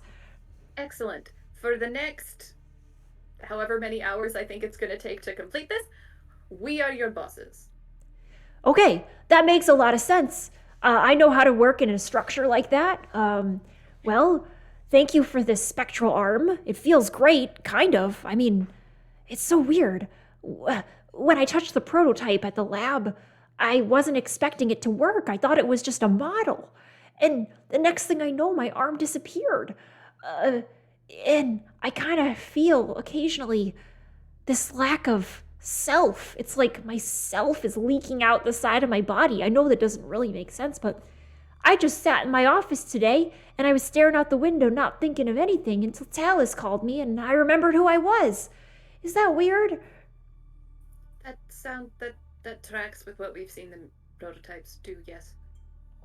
I don't understand, though. I mean, I'm an expert plumber, and so is Talus, and, even with the electric stuff, I mean, we can make a... How are you with extra-dimensional metaphysics? That's what I'm saying, is like, no amount of plumbing in the world can make that happen. I feel like we've made a shell for something that I don't understand. Yes, that's it. That's exactly what you've done. Now come on, we have a lunch date. Oh, good. I keep forgetting to take lunch. I've been so busy. He begins to use his new spectral hand to stack a bunch of paperwork and get it in order, tidy up the office. He dusts the top of the picture behind his desk before he heads out, picks up his briefcase, straightens his tie. All right, let's go. Where are we going? I love that we've made this a brunch date. With all of the NPCs. I'll be honest, that meeting took a lot less time than I was expecting it to, so... But we're meeting all of our contacts for brunch, so... Oh, great, I love brunch. Oh, this is such a great day. I remembered who I was. I got my arm back. It started out really tough, but it's getting better. Oh, buddy. Oh, boy. Where are you headed to next? The shock plate. Yes. For brunch? For the ultimate NPC brunch. Yeah. How are you feeling, Allison? Feeling good. I got all the coffee I need. So as Styles, Vara, and Cassandra exit the Plumbers Guild up top, again, it's just so stark, the striking difference between the machinery and the guts of what makes this city run below. And here, everything is just an echo of that. Nothing seems to actually happen here. It's a sterile office space. The white hallways, you can hear your shoes click on them, on the tile kind of echoing throughout this long cavernous hall with many offices, all well lit, all gleaming. You exit the building. Everyone's kind of waving to stylists, enjoy your lunch, kind of a whatever kind of coworker wave. And then again, you feel their eyes on you, Var and Cassandra, as they're just judging you. Who are these people? What are they doing here? What business brought them here? That kind of a vibe. As you exit the Plumbers Guild headquarters up here, and traverse the town, you see just beautiful birds singing in the trees, a sound you haven't heard for many, many months. The air moves around you. You can feel breeze. Breeze. There was no breeze down below. It was stale, stagnant air recycled through grates. It's astounding. The smells, the sights, the sounds, everything is softer here. White light glowing everywhere. If only the people weren't staring, weighing you down, you could enjoy the breeze, the air more. You head towards the shock plate, which is the 1950s diner that's very much new, going for an old vibe, old aesthetic. As you enter in, it's kind of it's almost like an oblong shaped building. So instead of being square, it's very ovally. And so you walk in, and the entire building is just like a big diner counter that is in an oval shape as well. And so you can see like the stoves are in the middle, and you see people and also robots kind of like moving around serving people. The robots are on a track that run along the side of the oval, kind of like, here's your waffles, like going along the side. But you do see people also serving folks. Cassandra, you see Demeter sitting at the end of this oval, like at the very kind of top of it, the most, not the point, but like the part that's at the top of the oval. I know shapes. And she is sitting there. She has a small satchel at her hip. It appears to have probably the outfits that you requested in it. Very stylish, like fashionable bag. She's wearing a white toga type dress. Like one shoulder is bare and the other shoulder kind of has fabric bunched up here. She has long cascading blonde hair, wavy, kind of like a bright amethyst eye color. And she's got like Roman looking sandals, and she's like tapping her foot against the counter. Kind of on the other side of the oval is your contact, Vara. It is Perrin. Perrin has olive skin, kind of dark brown eyes, and curly hair that's like very much like lots of flyaways. He's wearing also like a light white flowing shirt with like little pearl buttons, and satin white pants, and also open-toed sandals. And he has his briefcase on the counter, and all of his papers are like stacked right next to him. And he's like just sitting expectantly, looking at the clock, waiting for the exact minute when you said you would arrive. I'm gonna go straight to Perrin, and I don't know who Demeter is, so I'm just gonna go straight to him. Whatever is like, I'm trying to think, how would we do? This is gonna sound really odd. Do we bump hammers? Is that like a thing? Like, yeah, I think so. Bump, but different. It sounds like ruder than I intended it to be, but no, it's almost like there's a little bit of familiarity in the hammer, because you have the common. You're both divines, right? You both have your power from Zeus coming from the head of the company. And so it almost recognizes a fellow company member, and you feel that static electricity begin to charge. And Perrin looks up, and like as the hammer at his waist kind of begins to charge as well, is like, "Oh, Vara, so good to see you!" And he does bump hammers with your hammer. Assuming like, you know how like people do like this, but it's hammers, like hammer keychains. I love it. Yes, you guys have like a secret handshake with the hammers. There's a little bit of tiny little shock waves as each little part of the handshake happens. Please. Oh, that's adorable. Sit, Vara. It's so good to see you. I've missed you so much, Perrin. You have to tell me how everything's going since I've been topside. The air is different. Everything smells different. I don't feel like I'm under pressure, quite literally under the sea. It sounds really tough down there, Vara. I mean, the air is the same as it's always been, I think. But then again, I've never had to breathe recycled air for most of my days, so maybe I'm taking it for granted. But things have been pretty similar up here. I mean, our great leader Zeus is giving us all of the electric power we need to do the good work that we need to do to make the company run. Zeus has been really excited about a big announcement coming up, something about how we're going to help shape the future of the economy, make things better, more productive, and lucrative. Everyone's getting raises. I mean, maybe not you. Sorry, you're in exile. Hate to bring it up, but yeah, things are going great. Well, I actually have a question about that. Do you know Alice by any chance? Talus. Yeah. I mean, he was on the email threads. Definitely. Yeah, I would get a thread going between him and Styles. I think they were working on some kind of prototype. We have Styles with us. Yeah, which of us is he like following? That's up to you guys. We left him stranded like the host. I think what I did is probably on my way to see Demeter, I probably like found a seat for Styles where he can basically like see me and Demeter and like Vara and Perrin, so that he knows we're not abandoning him, but he can kind of just like have some brunch. He waits at this stool, kind of with eyes on both of you.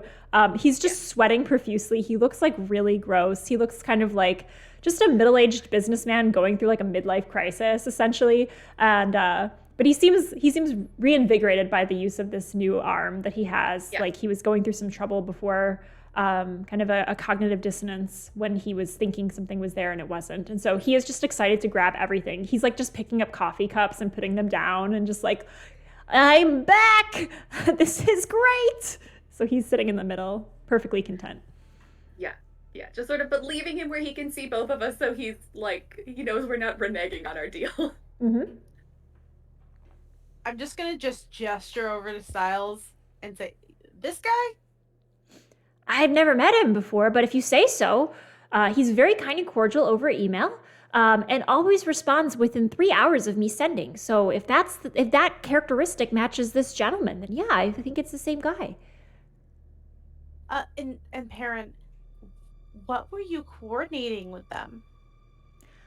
Well, I was coordinating the creation of parts underside, the construction of a schematics topside, and then the Inventor's Lab itself was creating a prototype. There was some mention of harnessing what was at the lab to power the invention. That's really all I know, though.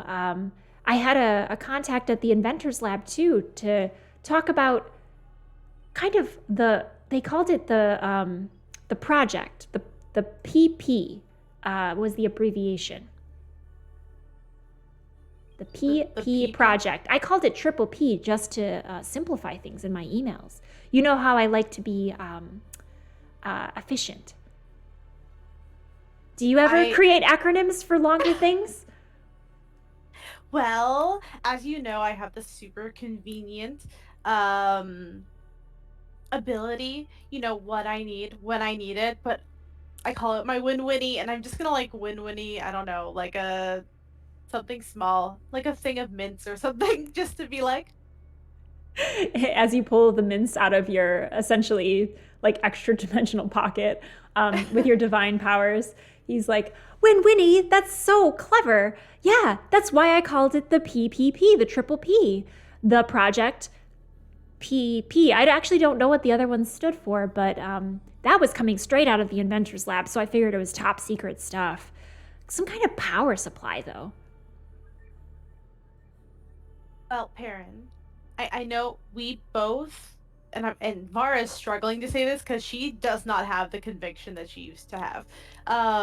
We both love our leader, Zeus, and I'm concerned for the company that something that's being developed isn't being used per regulation.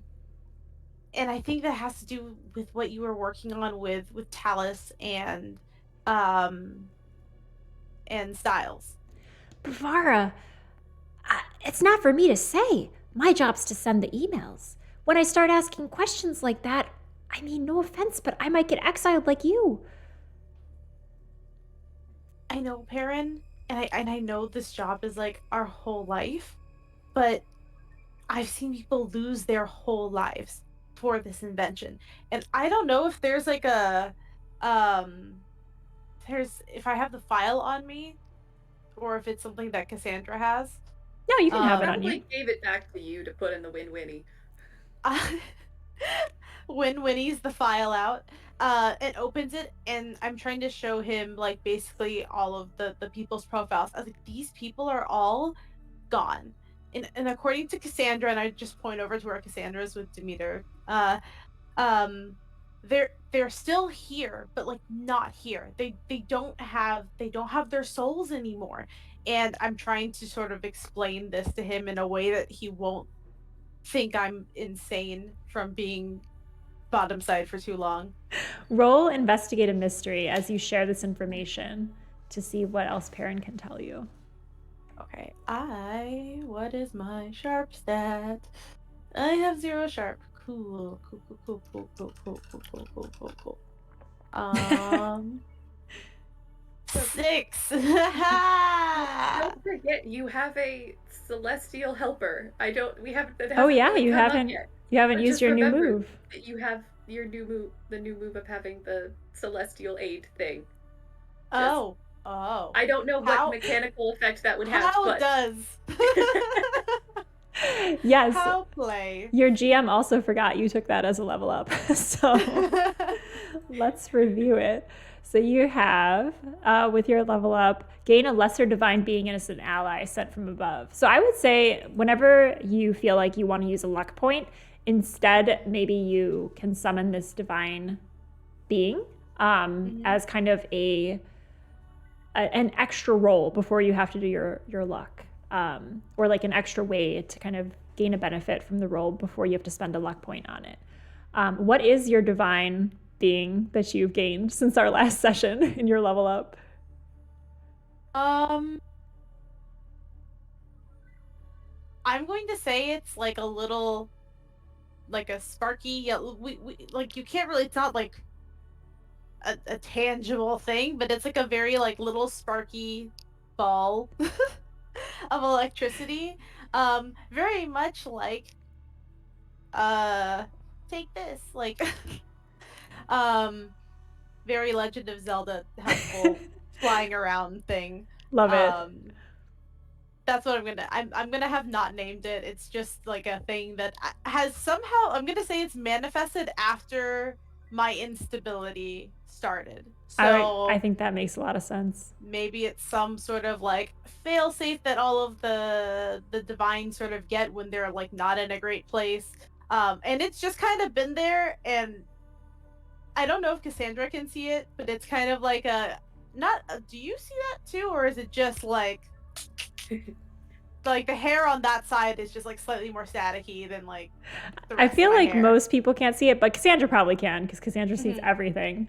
But most people probably don't see this. And yeah, it's weird. Ever since you zoned out on that text message and looked at the spaces in between what you were saying instead of looking at what you were saying and really standing behind all this jargon and like fake talk, the real part of you comes more to the forefront. And as that happens, this little like extra jolt of electricity like kind of comes off of the power that you've gained from the company. But this power is your own. It's not related to what comes from Zeus or kind of bestowed upon you as a divine. This is your own spark. It's like the spark of Vara, you. And this little like kind of fuzzball. I'm almost picturing the little soot monsters from Spirited Away, but like with electricity. Yeah, it's just kind of like hovering around your shoulder. So on your investigate a mystery, you got a 6. As kind of a benefit of having this little like electric guy, I will give you a re-roll as you kind of tune into the most authentic part of yourself. And you asked this question that just didn't sound authentic, and you're like, no, forget it. I'm going to ask like a real question. So go ahead and re-roll your investigate a mystery using your familiar. If I fail, it's gonna be sad. God. Oh my god, I got the same. I'm dead. Do you want to spend a luck? It is less. How much luck do I have? Maybe I forgot. Is there anything that happens with the divine as I get closer to being doomed? Like what? I don't think so. I think you get the regular doomed. Okay. Just the garden variety doomed. The garden variety doomed. Sure, why not? I want Perrin to believe me because we're buds. So in spending your luck point, in reaching inside the deepest, most authentic part of yourself and having this little electric spark jolt you and allow you another second chance, you really need to dig deep with Perrin to get him to say anything beyond what is company approved to say. So this makes sense, even with all of these things at your disposal. It takes a while for Perrin to kind of believe you and open up. But as you share this evidence and as you kind of rely more on your friendship with Perrin rather than like your company veneer that you guys as water cooler buddies have I'm gonna had. like like hold his hand, which is I've done in every sort of like authentic-y, more emotional situation, like with Delilah. I'm gonna like hold his hand to like show my sincerity, like this is something that's coming from me and not from kind of like the corporate shell Vara that I normally share with you. In that moment, it like clicks in that there's real people here, that there's real people possibly dying, is what you're telling him, or being trapped or having some sort of terrible fate. And corporate Perrin slips away for just a moment, like a glimmer, and he's like, Vara, the PP project, I do know what it means. I saw it in an email thread that I was like, it was a reply all, and I scrolled to the bottom and read the whole thing. I know I wasn't supposed to, but in there, it said it's called the Perfect Proletariat Project. And it operates out of the back of the Inventor's lab. There's a secret door. I'm gonna just push like my planner over like to like a note page, and I'm gonna need you to draw me a map. Pretty please. Would it be like manipulate someone if I'm like, please draw me a map? No, you've already accessed this information. But with Perrin revealing that on your 12 plus, you get to ask any question you want. So with Perrin telling you this, you can ask from that list for your investigative mystery roll, your success, or you can ask any question you want from Perrin at this point, as he kind of reveals this information to you. Okay. Out of character, Pauline, please help me. What do you think would be the most appropriate? Like, I mean, I could use one of those questions, but I could also ask something of our own making. I think, because at this point, what we really need are schematics. We need the schematics, because I feel like even if we wanted to, like, the power source is or whatever's hiding behind the thing is probably like the gate, like the extra dimensional gateway, which until we have everyone back, we don't want that to be closed.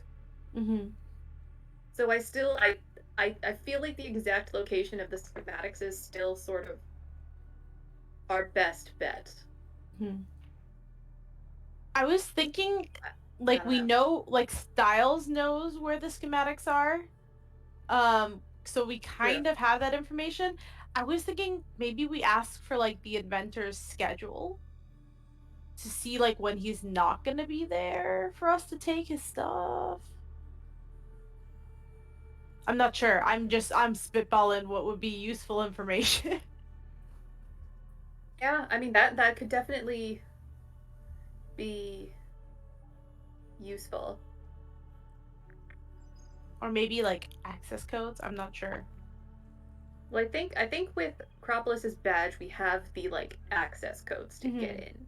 Okay. I think that gets us in. It's getting in undetected. Yeah, like, I mean, I think the Inventor's schedule could be really useful, especially if like we have an exact time and place for when he's doing his announcement, which no one seems sure of. Maybe, or like, I don't know, guard shift schedules, whoever like is normally, I mean, but we have access, it doesn't really matter. I'm gonna say the Inventor's schedule maybe is what I'm gonna ask him for. If he can tell me the schedule of his announcement as a time where he's not going to be in the workshop lab. So Perrin looks sad to say, but says the Inventor doesn't really keep a schedule. He's kind of an eccentric guy. He just shows up and does things, and like no one can really schedule with him. It's a nightmare, Vara. It's a literal nightmare. Like, sometimes I wake up in the middle of the night and I'm like, I don't know what's coming out of that office the next day. And how do I block my calendar? But what I do know is that the press office said that there's going to be an announcement this afternoon, but I don't know if the Inventor is going to be there. He's been really holed up in the workshop for days on end. I think that there's something related with the project, but I don't know, the inventor's kind of a loose cannon. He's such a brilliant mind. I'm gonna just roll my eyes at that. Because Vara knows better now. Okay, parent. When is the announcement supposed to happen? Well, I think he checks his watch. He's got like 3 watches on his arm. They're all set to different time zones. I think the press office is making it in about half an hour's time. I add to my Elysium calendar, whatever is the equivalent, with again like a 10-minute in advance of meeting reminder for myself. It's Iris instead of Google. It's Iris. Iris, yes, fantastic. In my Iris calendar, with a 10-minute notification reminder. It's added, and Perrin's like, just please don't say that I said anything about this. I mean, I really wasn't supposed to be on that email. I was copied in.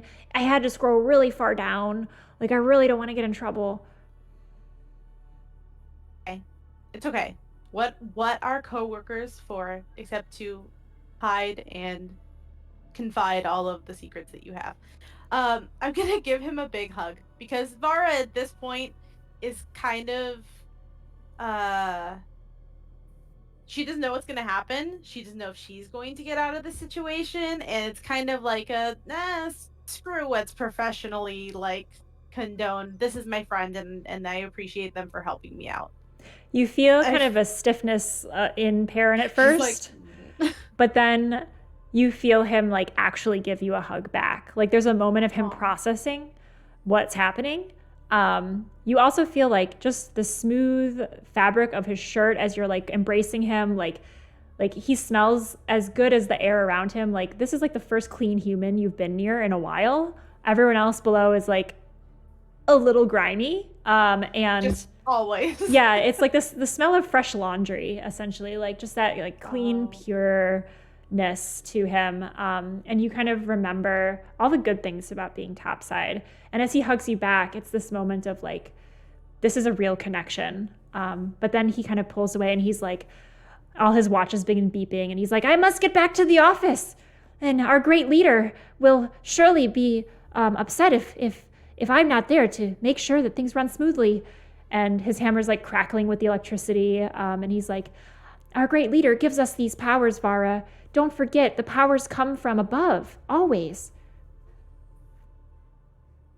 I'm just gonna wave him off, like, with like a nod.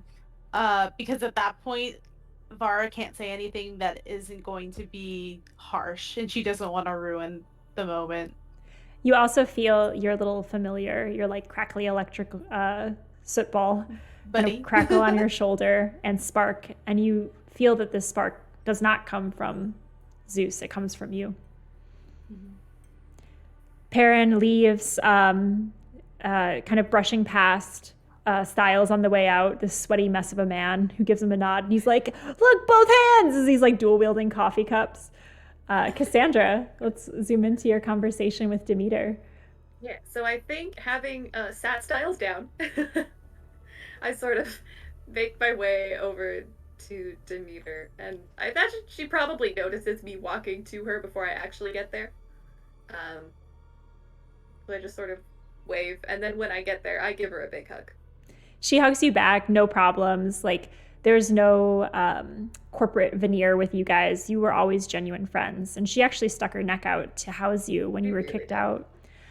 She gives you this beautiful outfit, very similar in like a Grecian style that she's brought with you, and one also for Vara, and says, I have the hot gossip for you, girl, but before I start, what's going on? Right, so, you know all the weird things that got me, that got me sent down? Yeah, I mean, you were at the dinner party and you said that Herman, who's the son of the head of the TTC, was a nepotistic little bastard and only got the job because his daddy gave it to him. Which is true. It's true. So all that weird stuff, it's only gotten weirder. And the announcement that the Inventor is about to make about the brand new innovation, I'm pretty sure it's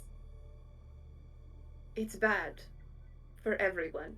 And I'll just sort of give her not go into like all the like details, but basically the basic rundown of like, it's essentially that's basically just saying it's turning people into soulless automatons that don't need to be like paid or housed or like fed. Basically, they don't need any resources spent on them.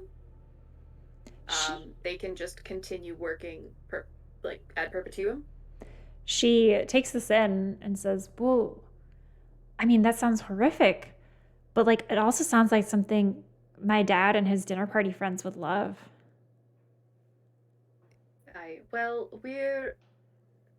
Prevent is the wrong word. It's already started happening. We're trying to undo it. And good.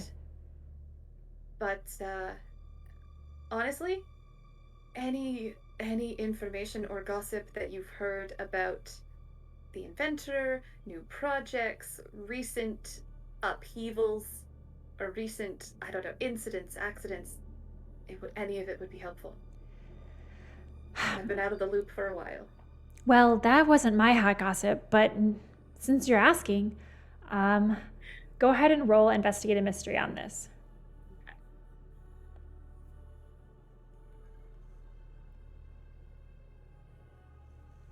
That is a 7. With a 7, hold one of those questions. She Okay. can focus her answer. Yeah.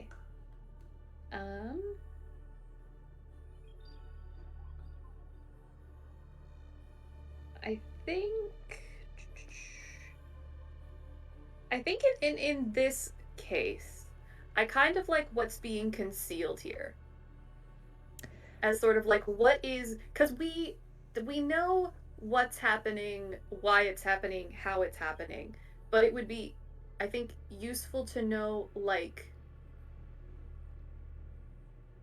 sort of what is being concealed from information that we couldn't get down below because we were down below. So as you ask for the gossip, she leans in with like a knowing look, kind of like well, I was going to tell you about my date and my date's date and like all of this stuff, but that can wait. This is much more interesting. So at a dinner party a couple days ago, because like our families have been involved in the tube systems and all of that, we had like kind of someone really close to the Inventor come by for dinner. Well, I guess it's more crudite. Like it's not like a full dinner. Like eating is so blasé. Like we have to just eat small things and mostly just look at the food. But yeah, he came by. Actually, she came by, and she mentioned something really interesting. Like it was a lot of times these people talk about like projects and building things and all of that. She almost seemed like she was kind of more like a zoologist type person. Like she kept talking about like creatures and like how there's many things out there that we don't know that they exist, but like wouldn't it be weird if we found a new species kind of a thing.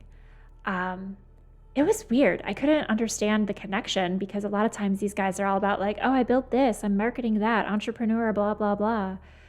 But she was different.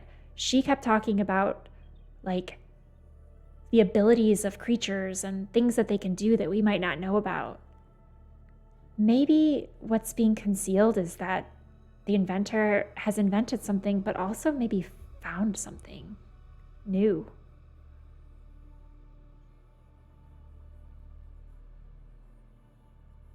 Well, I just had a tragic thought. What's your tragic thought? The Inventor has found and then basically enslaved a creature to make the whole extra dimensional nonsense work. And that's what the power source is. I mean, that kind of is in line with what she was talking about. I mean, like, I'm just putting all this together. I didn't know all this other stuff, but I did think it was weird that she kept talking about finding something new and like all the new abilities that things can do. I thought she was just drunk. I mean, like, my parents' wine is pretty strong, but if it's in any way helpful, that might be what's being concealed. That's incredibly useful. Are Perrin and Vara still talking? They've just wrapped At up this their point? conversation. You see them hug, and Perrin exits. And now you just have the dual-wielding coffee cup man in the middle of Styles. Okay. I'll sort of say, I would love to hear about your date and your date's date, because that sounds fascinating. But if what you've told me is true, we're on more of a timetable than I thought. As you say that, on the screens all around the diner, because it's like an old-fashioned diner, so there's the TVs like hanging in the corner, except they're very like new LED kind of holographic screens. There's an announcer that breaks into the programming and says, "The Inventor's Office has announced its new plans for extra world exploration and project expansion. The Inventor's Office has released a new project to increase efficiency in the workplace, increase output, and decrease costs. This plan has been working brilliantly on Elysium and will soon be rolled out in full scale. The inventor is excited that this project will be implemented in other cities and worlds, as he is unveiling his new fleet of ships to take these projects elsewhere and increase productivity in other planets. We are so excited to announce this colonization and improvement project." Everyone is just kind of like, wow, improvements here and elsewhere. Incredible. Small golf claps from around the diner. And everybody clapped. I think Cassandra's just like fully like zoning out, staring into space for a few seconds while this is happening, just like. Demeter's also just like, oh, that's not good. Right. Yeah, I think that timetable is much shorter than I thought it was. It was lovely to see you again. Same. Keep yourself safe. And try to stay away from anything related to that. And I'll just sort of gesture to the screen. How can I? It's going to be all the talk at the dinner party tonight. But I'll try to stay safe. Then, well, at the dinner party, just do what we've learned best to do. Smile. She nods. Same thing. And I will give her another big hug. And then sort of give her a big hug, and then probably just like a kiss on the cheek, and then take the clothes and go find Vara so we can change and look like we fit. She reciprocates, kind of watches you go wistfully, missing your friendship, missing your weirdness. In fact, you don't feel weird at all when you're talking to Demeter. You guys are kind of on the same wavelength. And as everyone's like golf clapping about this expansion project for productivity off-world, you're like, maybe I'm not the weird one. As you look around, and it's all of these like classy people just like clapping and accepting this news. And I think I grab Vara and drag her into like the bathroom so we can get changed. You do a quick change. There's like the transformation sequence, like in a Magical Girl anime, of just like gleam, light, togas, and the two of you are fully incognito with the flash and style of this world. Yeah. And I will share with Vara what I learned from Demeter. And I guess vice versa, I'll share with her what I learned from Perrin. Well, so much for 30 minutes. So we definitely still need to get the schematics. Have we told Styles at all what we've learned? I think Styles is kind of like in the corner. he's probably not like mouth breathing behind you guys, just like this is incredible. The schematic. I mean, I saw the prototype at the lab. The schematics can't be far behind. I mean, they're with the inventor's stuff in the lab. Right. Well, looks like that's our next stop. Do we know where it is? I guess we know now. I think everyone knows where the inventor's lab is. It's just no one goes there. Yeah, Okay. it's a very phallic spire in the center of the town, just rising up on a golden pillar. It's like how in London, England, everyone knows where Buckingham Palace is, and like you might go and like look at it, but like no one goes inside. Fair. Styles is like, well, if there's this back entrance that you mentioned, maybe that's a faster way in. My way was going to be talking to a lot of people and explaining myself, but, maybe there's this other way. Let's go for the secret door. Okay. Secret door it is. I'm trying to think if there's anything that I would need prior to engaging in this. Actually, you go. No. I'm just thinking out loud. Yeah. So as I would like to tune in on Crete. Mm-hmm. Since I'm kind of vibing with him a bit, I'd like to tune in and see if I can learn some things. Sounds good. And you don't need to re-roll for that, correct? You're still tuned in from the first one? I think I'm tuned in, but I suspect if I wanted to learn more, I'd need to. Then just like general vibes? Mm-hmm. Like if I wanted to ask a specific question, I think I'd need to roll again. That makes sense. Let me just see your playbook here. I think. And you what we had Acropolis, the angry ghost. Yeah, because what was that you said I could use Jinx on a target if I sort of tuned in and connected to them? Yep, at range. But I think sort of each new time I want to get more information, I feel like I should re-roll that. Yeah, it says you can attune your mind to a monster or minion. They become aware of you. Yeah, I think that makes sense. So, yeah, I would say each time, this still only counts as like this person's attunement. So as you add more people, it becomes a difficult thing, kind of like a concentration feat. But this is still the same target. But yeah, I think it makes sense to have a roll again for this. Yeah. Okay, cool. All right. What the heck? This is very strange. Oh my. Not real dice rollers. They're always so We're weird. not in the average. We're either failing or like We're either doing terribly or just like extravagantly. Yeah, we're the best. That's another 15 on 2d6s. Holy moly. So on a 10 plus, you get to hold 3. So ask me 3 of those questions. And you can gain +1 ongoing while acting on any 3 of those answers. Yeah. So definitely, where is the creature right now? And this is Crete? Yes. So you tune into Crete's mind.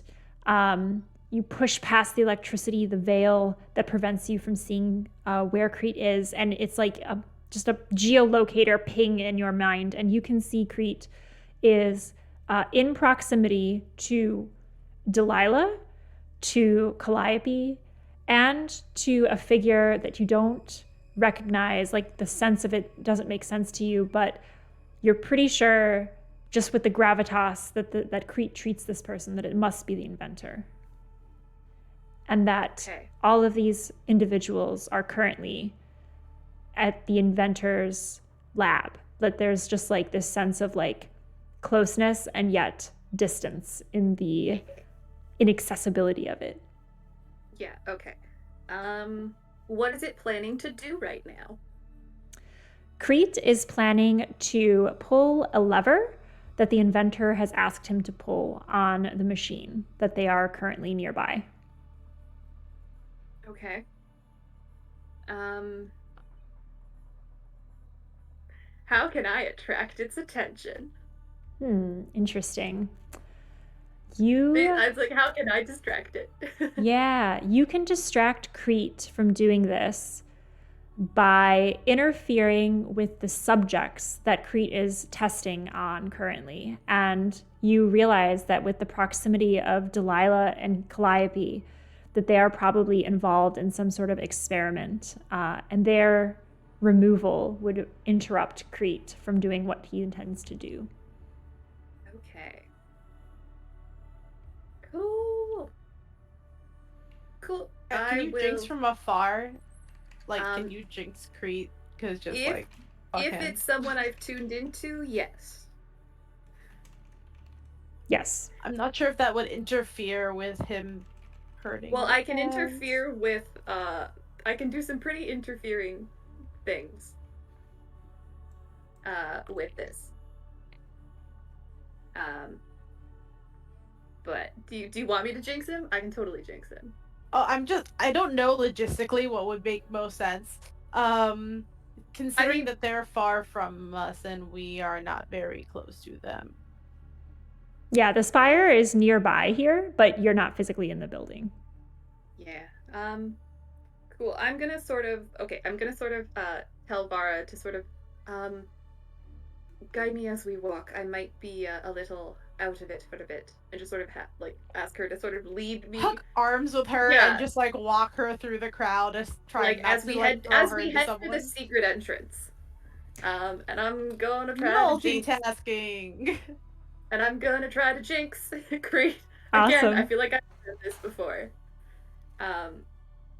Because I am specifically trying to basically attract his attention and or prevent him from doing what he's trying to do. Yep. Wait, does that mean I get the ongoing bonus? Yes.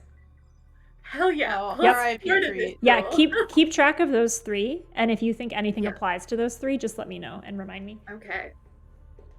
Alright, so that's a 10. Nice. So when you jinx a target on a 10 plus, hold 2. So go ahead and let me know which 2 of those you'd like to apply.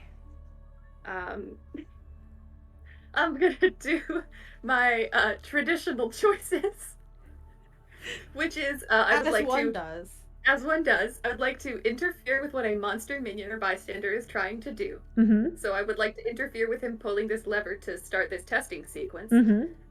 And I would like to inflict 1 harm on the target due to an accident. So I think all the workplace accidents. All the workplace accidents. They're all me.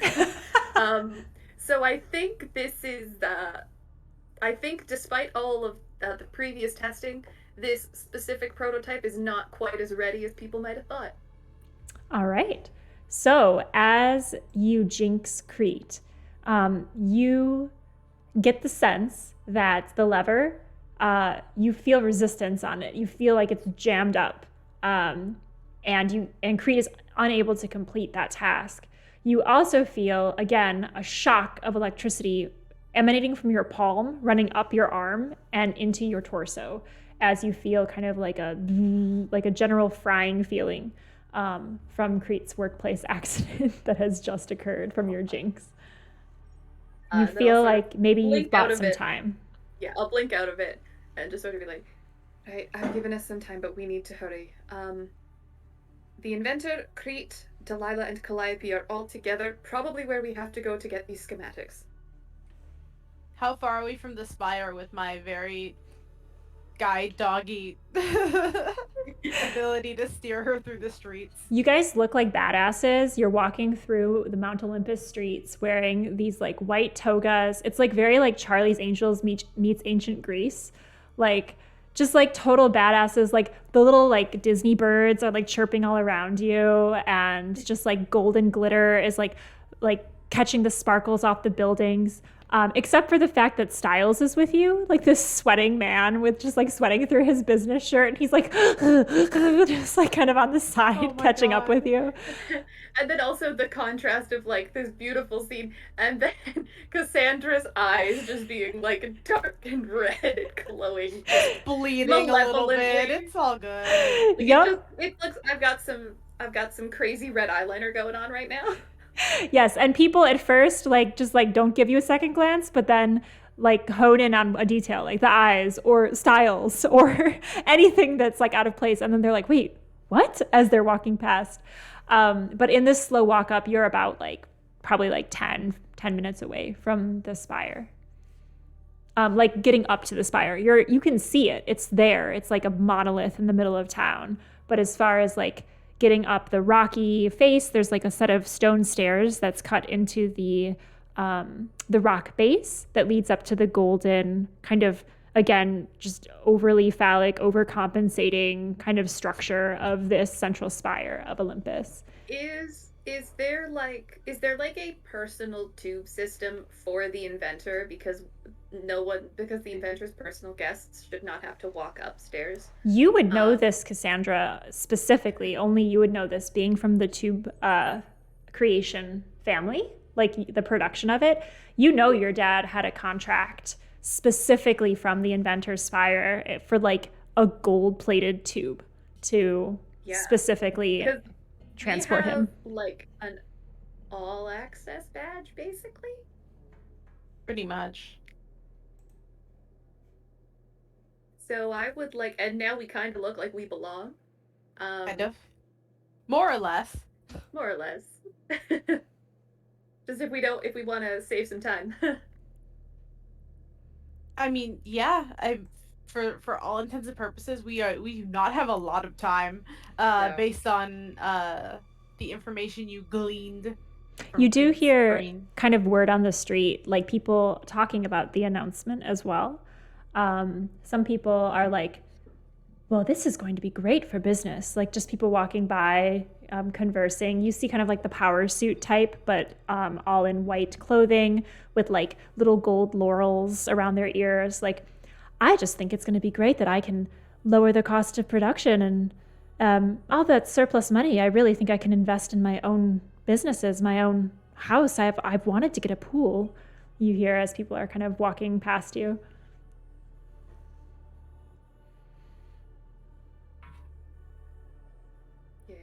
So as we get to the base of the Inventor's Tower, I'd like to see if I can find, like, the personal tube system. Yeah, you know exactly where it is.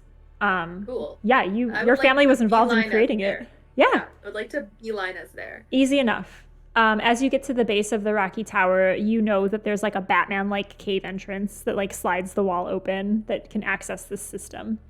And now that you know that there is a back door entrance for this project, Vara, between the two of you, Cassandra with your knowledge of the internal system and Vara with your knowledge of the secret entrance, you can kind of estimate where you would need to exit to get to this back area.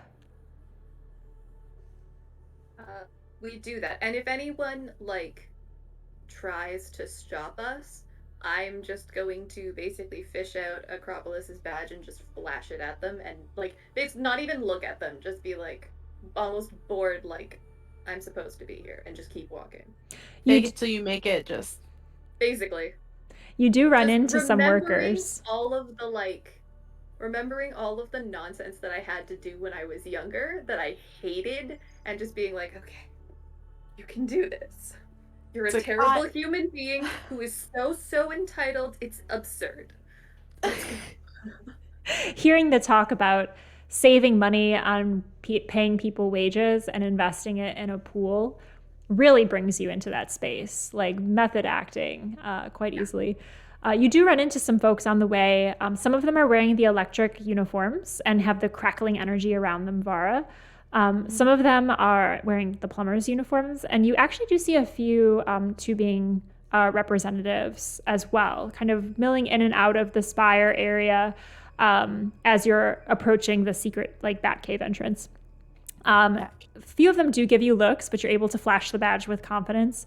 Every time you use Acropolis's badge to like walk past another person, you feel that burning sensation on the back of your neck kind of crawl up the back of your head, and it's just like a hot sunburn, like a sun lamp is on you, as Acropolis's ghostly visage that you're still attuned to is just like raging and seething at the use of this badge.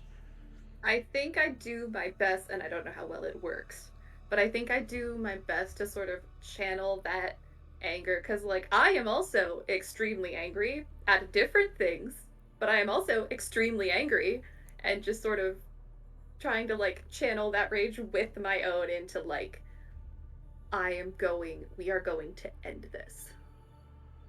And no one is getting in my way. It's a very badass look. Kind of terrifying in some ways because you still have the red eyes. And so some of the people are impressed with the badge and some of the people just don't want to mess with you at this point as they walk by. Fair. You are able to reach the Batcave entrance that you know to be there from your family's dealings with installing it. As you open up the side panel, the badge gives you access to it easily. It has like a perfect fit into the kind of hidden panel that opens up the wall to reveal the interior. You step inside this tube construction. It's all gold. Like the floor is gold, the walls are gold. It's only because of Vara's knowledge of the back door entrance for this project, the Perfect Proletariat project, that you're able to guess where to get off on the levels, because there's no like elevator ding, there's no like any kind of marker or even visual reference to where you're going. So the two of you need to work together to kind of guess. And there's a few like stops and starts. You end up going into the wrong floor at one point, and it's just a room full of like tubes that have bubbles coming out of them, and that's it. And there's like nothing else in the room. Or another level, you exit and there's just like a bunch of computers that are typing by themselves. And Cassandra, you're like, oh my gosh, is it happening here? But there's no ghostly specters. It's just computers that have like buttons that automatically depress, like one of those automatic keyboards or piano keys at the mall that like play themselves. And you see that they're all playing video games and they're all like streaming video games. And that there's revenue being generated from these AI computers creating streaming sporting events. So each level that you get off at, there's like some other kind of experiment, but you're able to triangulate the location of this Perfect Proletariat project level. And as you exit into it, you know you're in the right place because this is the only level that has the badge to access the contents. So before we leave the elevator, I would like to just bend down and using my knife, just basically like the hilt of it, just like gouge into the floor a little so that it's just not perfectly smooth gold anymore. Nice. It's the pettiest little thing, but just like... I love it. Yeah, it's jagged, like a jagged metal scar with like little peeled back metal things starts to like form a rift on the floor. I'm just like, yes. And I just do that. And as I'm doing like that, Cassandra I'm thinking, too. poor Delilah. Vara also kind of wants to be like Cassandra too, and she's like, what can I vandalize? Like, how does one vandalize?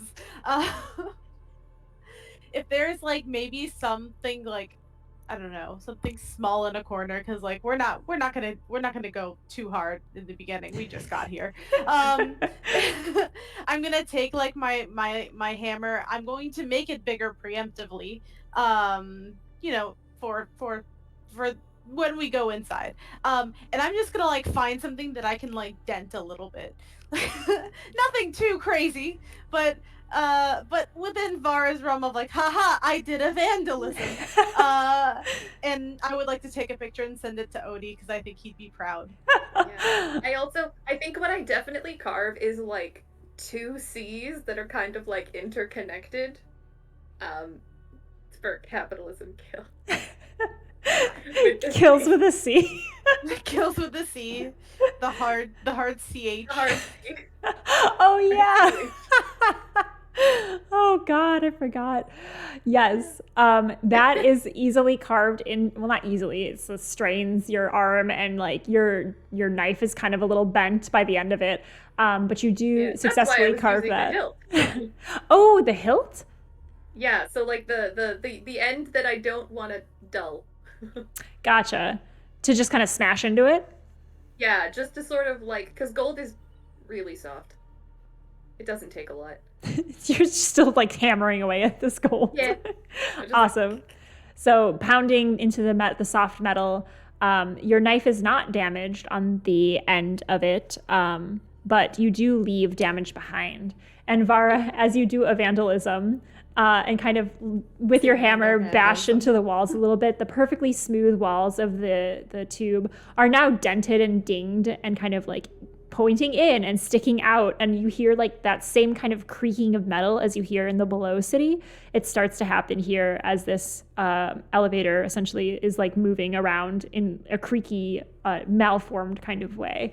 And you take the picture and you get the text back from Odie, and he's like, "This is great. Be safe. It looks like you're in a very dangerous place given all the opulence." Yeah. I mean, fair assumption. Yeah.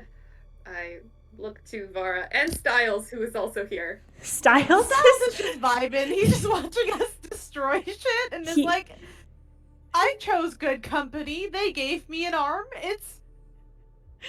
Styles is not having a good time anymore. All of his thrill at having this spectral arm back has kind of faded with the fact that he is going into essentially like the mothership, like the place where he has always heard about as like having all of these directives. This is the boss's boss's boss. Like, he is very nervous, and you can't quite tell because he was visibly nervous before. So it's just like a general stream of sweat coming off of Styles's brow. But generally he is like kind of like shaking a little bit, and he's pushed up against the elevator. And every time you hit into it, Vara, to do your vandalism, like the reverberations make his teeth clatter, and he's like, as he's standing in there waiting for you guys to let him know what to do. But yes, you are in the interior. There's the badge in entry to get into the next area. If you listen closely, you can hear the sound of crackling energy coming from down behind the door. Are you ready, Vara? As ready as I'm going to be. Styles, remember, whatever we say, whenever we say to do it. I really do respond well to authority, so that's not going to be a problem, ma'am. All right, here goes something. And I will put the badge in the little thingy to unlock it. All right. As you do this, a few things happen. One is that Styles' spectral arm, which you summoned with magic, disappears as it's been about an hour. To your eye, Vara, it looks like he's just been kind of awkwardly cropped in space and time. To your eye, Cassandra, you see that arm of his arm, which is still attached to his body in some way, flicker in and out of existence.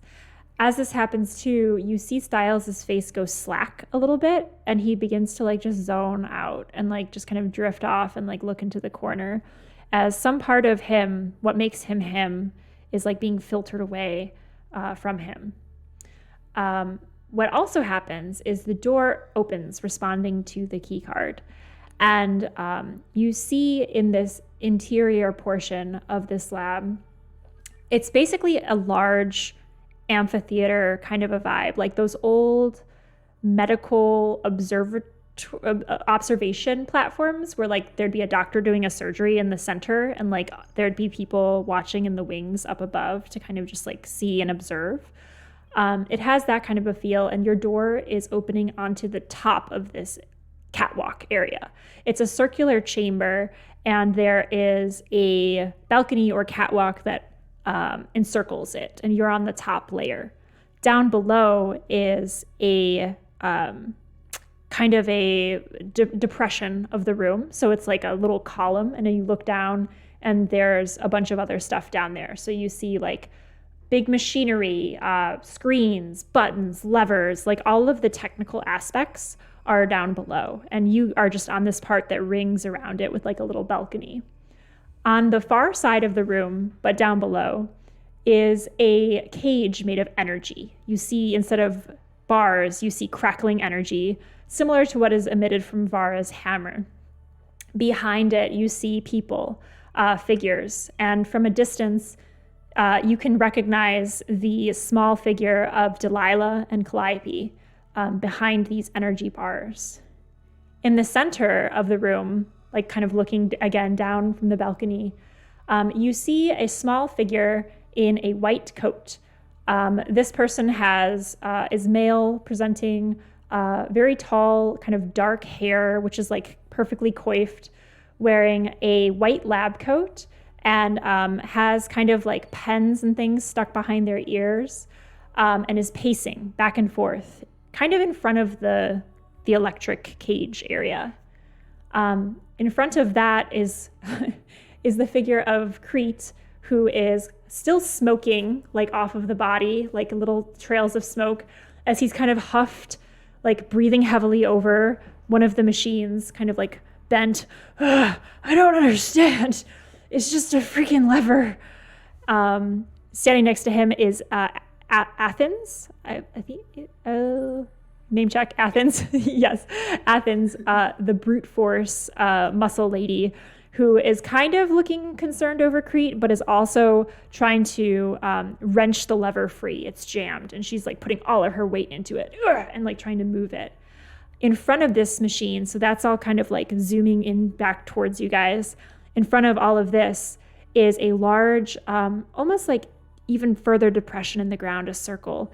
And you see, Cassandra, you especially, crackling energy take form into like the large hulking shape of a creature. It has two arms and kind of like a big head that like almost like a wolf, but not as defined, but definitely like a snout and like some kind of like crackling shaggy mane made of electricity.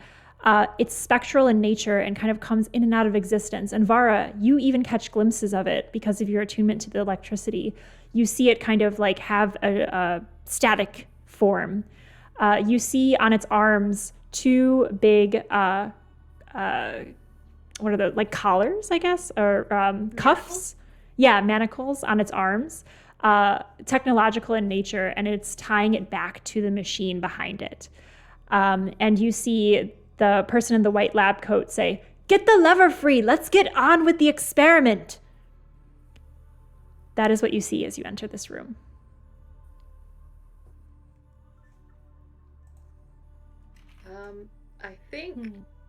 I think probably Cassandra, just sort of seeing all of this and then seeing that she was right about the entity trap, just sort of looks at it and just very sadly, it's just like, but very, very softly too, like probably just like whispering, but it just sort of says, "What have they done to you?"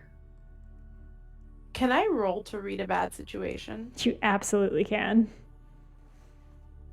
Because, oof. I don't have good sharp. 8.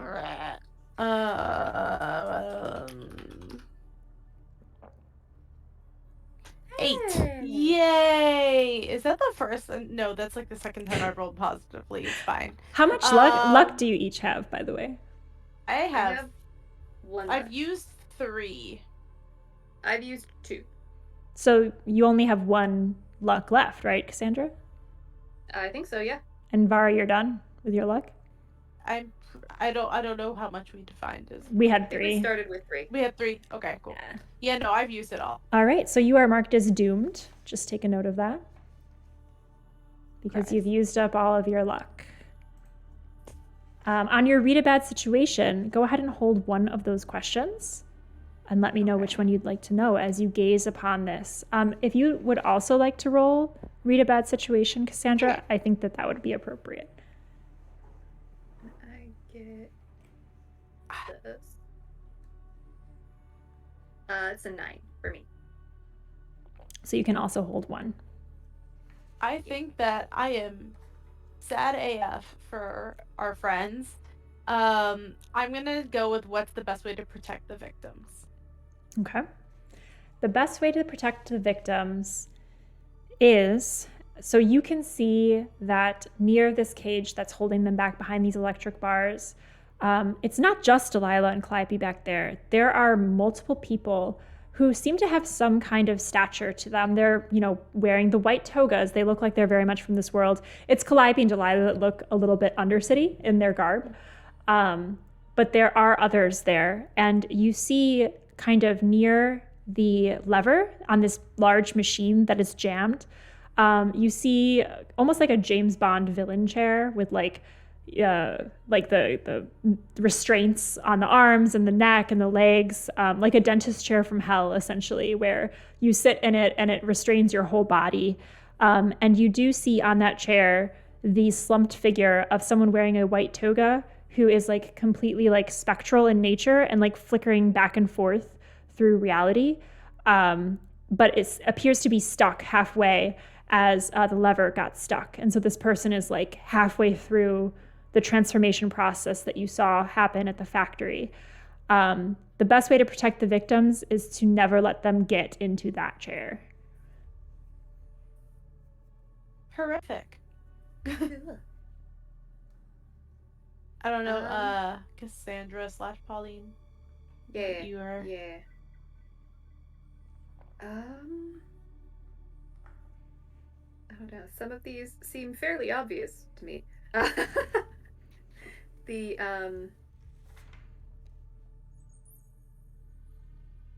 I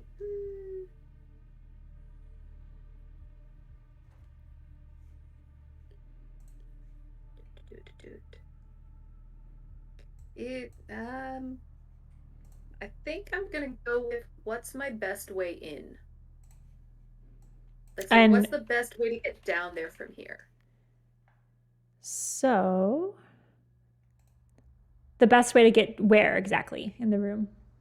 Like, what's my best way to get down to where all this stuff is happening, like, without immediately drawing everyone's attention? What's the best way to get in stealthily? Yeah. Because, like, Interesting. presumably we could just, like, jump down, but that would be very dramatic Interesting. and may not. Could cause No. harm. Could cause extra harm Stealthily. in doing so. So, there are limited ways to get below. There is, presumably the people that come to this catwalk do so through the way that you guys entered, like through the back of the whole structure, taking this secret inventor-only tube. There doesn't seem to be like a staircase to get down from here. This is meant to be for spectating.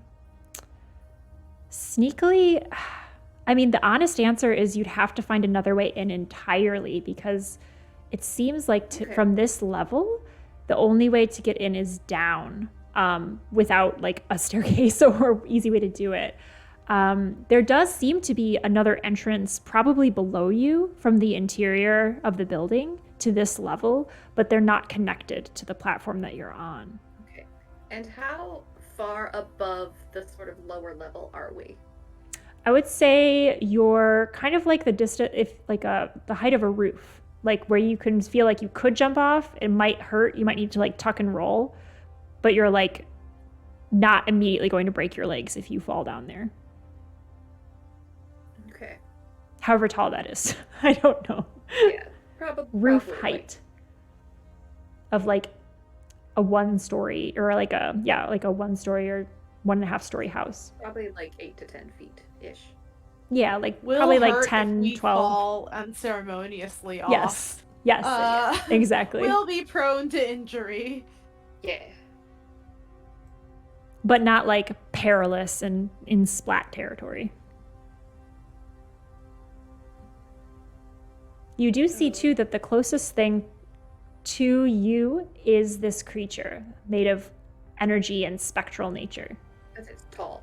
It's quite large. It is, I would say, its head, like its large looming wolf-like electric head, when it comes into existence and you're able to see it, it's near the top of the ceiling. So like if it kind of like swings over to you, it could like put its snout like on the balcony where you guys are standing.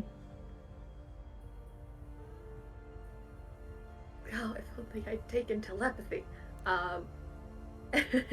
Again, as like someone who still, although am friends with Cassandra, does not understand her powers yet, I'm gonna turn to Cassandra, or Var's gonna turn to Cassandra and ask, can you talk to it? You know, weird beats weird. I don't Is know it that I can- friendly? don't know that I can particularly talk to it without notifying everyone else, but I can certainly try. Monster Hunters, what do you do in this situation as you see Athens begin to free the lever from its jammed position? I am without a ranged weapon in this situation. Okay, I would like to use magic. Specifically to communicate with something that I do not share a language with, which I assume is the case with this thing. Okay. I don't know that for sure, but sort of in lieu of, because I feel like talking to it might be risky. So just establishing some sort of alternate form of communication with it. Okay. I will note that monsters are immune to being persuaded. That's just a mechanic of the game. They can't be manipulated or persuaded, but they can be communicated with in this manner. Yeah. Go ahead and roll use magic. I mean, my general thing is basically, if it's not immediately like, girl, I want to kill you, to just be like, hey, if you can get us down there, I'll set you free. Like, just, you know. You keep that promise is to be determined based on their nature. No, I'd probably just fully keep it regardless, but,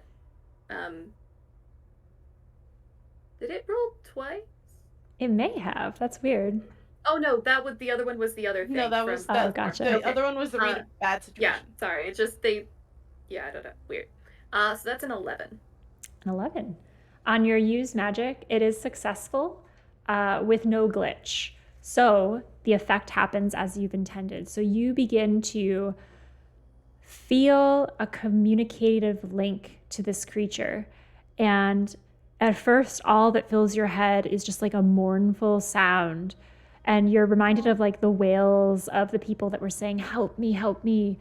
But it doesn't say help me. It just kind of is like a wail, like the bailing of a whale, kind of like echoing, resounding in your mind.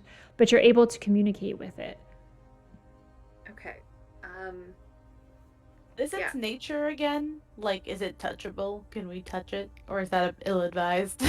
It's sort of, it seems like it was like flickering in and out of reality. Yes, it was visible to you, Vara, for moments in ways that the people that Cassandra was seeing, you never saw those people. But this one you do. You kind of see it flickering in and out. Okay. So maybe, I mean, I'm just thinking logistically of like how to free animal. Cassandra, you are connected to it. In this link, in this moment, you hear the sound of metal coming free of a jam as the lever moves down, as Athens heaves all of her weight against it, and Crete next to her, who is just like basically recovering from an electrocution, is like, oh, be careful with that, it's dangerous. You see the person in the white coat say, well, get on with it.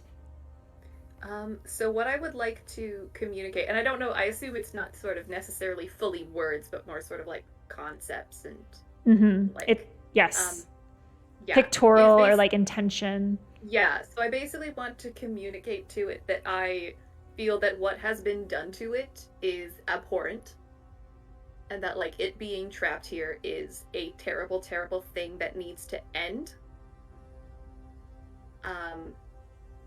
And that I would like to facilitate that, but I need to be down a level, but we need to be down. Basically asking if it could just like stick its head out so we can just like boop, boop, boop, boop, boop. And it's like but basically communicating, I think this what has happened to you is abhorrent and it needs to be rectified, and if you can help me just a little, I can do that. As you successfully communicate this to the creature, you see it flicker into existence, Vara as well. And it's kind of like a shaggy bipedal electric beast, and it turns slowly. And its face, you see like kind of these two sunken portions where there's just like divots, no eyes, but just kind of like a flat surface that like has like a crackling electricity. But the gathering of that electricity is like very poignant as it looks at you. You kind of hear that wail noise again, that like mournful tone in your mind, and communicated back is, "Thank you, small one. Aw. I have no will now to do as you say." God damn it. Okay. The cage is also electric-y? Yes, it seems to be more of a traditional electricity. Okay. So Could I try to like overload it with my electricity? You could. Maybe it'll just like spark out, so to speak, or You I could. don't know. You are I wanna quite far. blow a fuse. You're quite far away from it, so you could do so easily if you were up close. But since you're far Okay. away, you would trigger an act under pressure roll. Okay. How difficult would it be for me to jump from this onto the thing's head? It would not be difficult. It's quite a large creature, and it's just basically like in the middle of this observation area. Cool. Then I think what I'll communicate to it is sort of if you can't like actively do what I'm asking, can you just not act to prevent me from doing this, and sort of send my intention to like essentially use it as like a slightly easier landing than like falling the full distance. You hear the wail noise again fill your mind, and it's just this pulsing wail, and it says, it's a pulsing wail of a whale, and it says, "Yes, but if he notices, then I will attack you." Oh, Okay. So I bad have to vibe. do that. So which I assume is the inventor. Which, cool, that just means that I am gonna have to do some shit. As Cassandra resolves to do some shit, Vara, have you decided to use your electric powers? Well, if it's gonna attack us if we mess it up, maybe it should stay in the I cage. definitely share that information. That like the creature doesn't want to hurt us. I think the inventor can command it to if he realizes what we're up to. Okay. I'm not sure how I would get down, other than like sharing Cassandra's plan to jump on said creature. Can I just roll to help her out? With what is the help out for? Or what? How are you helping her? Oh, because she's trying to jump on the creature's head. Are you? Right? I mean, yeah, that's at this point that We don't have another way to get down, as far as we know. unless we just want to straight drop. So essentially, yeah, I want to try to do that, but try to like sort of, I guess, time it so that especially if the inventor's like super focused on Athens and the lever and the chair, sort of like time it a bit to sort of like get past when he's not looking. Yeah. Because right now, like, we are not in near anything that can help us get down without possibly breaking our ankles. There are like electric what is that, like stage lights above to like spotlight down here. So there is like a scaffolding and like lighting above, but no, there's no like stairway down below. All right, Cassandra, if you are going to jump, are you aiming for the creature or just jumping down? The creature. Okay, I'd like you to sort roll. of use the creature and then like whee. Yeah. Roll act under pressure as you steel yourself and run, and you feel your feet leave the metal below you as you leap into the air, aiming for this spectral creature. This is gonna go bad. Vara, how do you help? I help her by telling her like when to go. Like, they're not looking. This is when you jump, sort of deal. Yeah. Because I got a 6, so if you can succeed on this, I will. Oh, I didn't barely roll correctly. succeed. Suspense. 10! Yay! Nice. I think that's my first like full success. I think so. As you roll a 10 on your help out, your help grants them +1.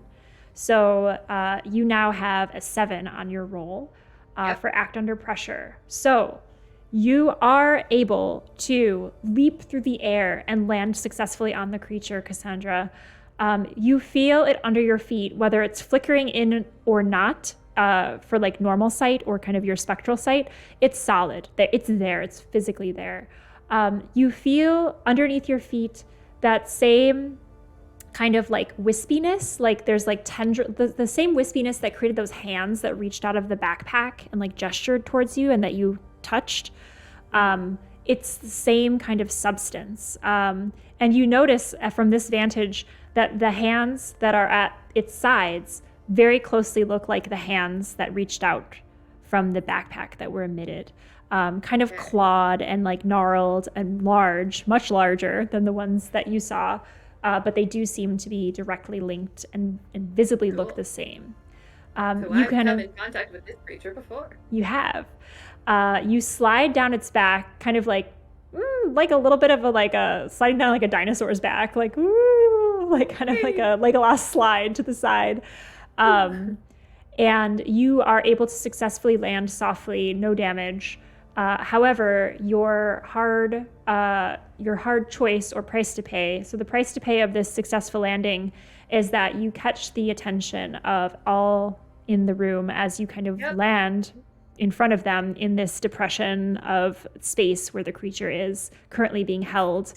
You see the manacles, the technological like connection from the cuff to the chain that is kind of going back towards all of this machinery.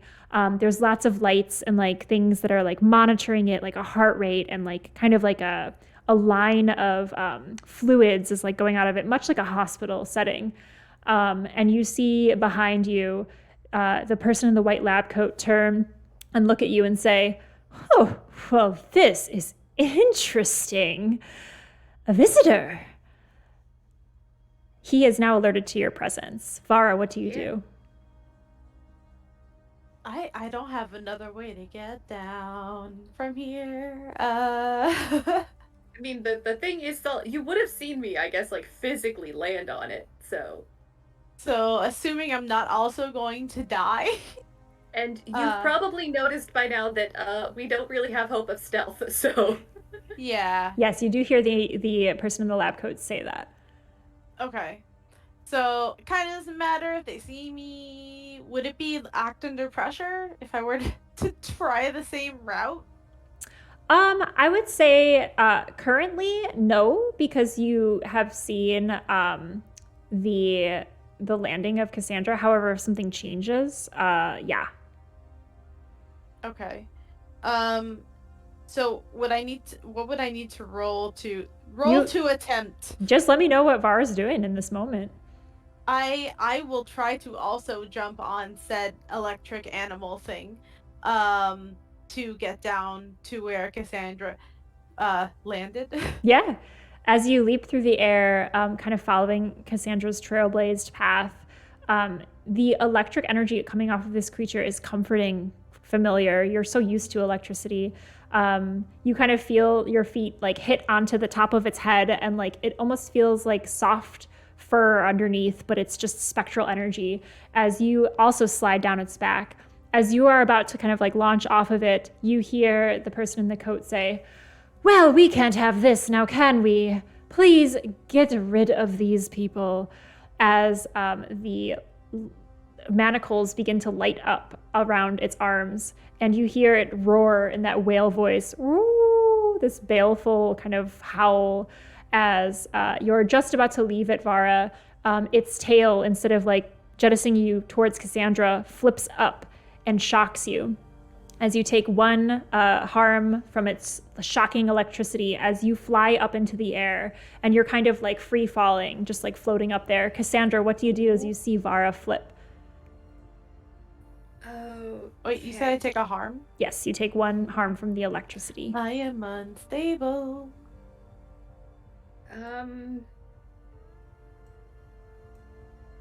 Well, you know what? I mean, you could just do nothing, honestly. So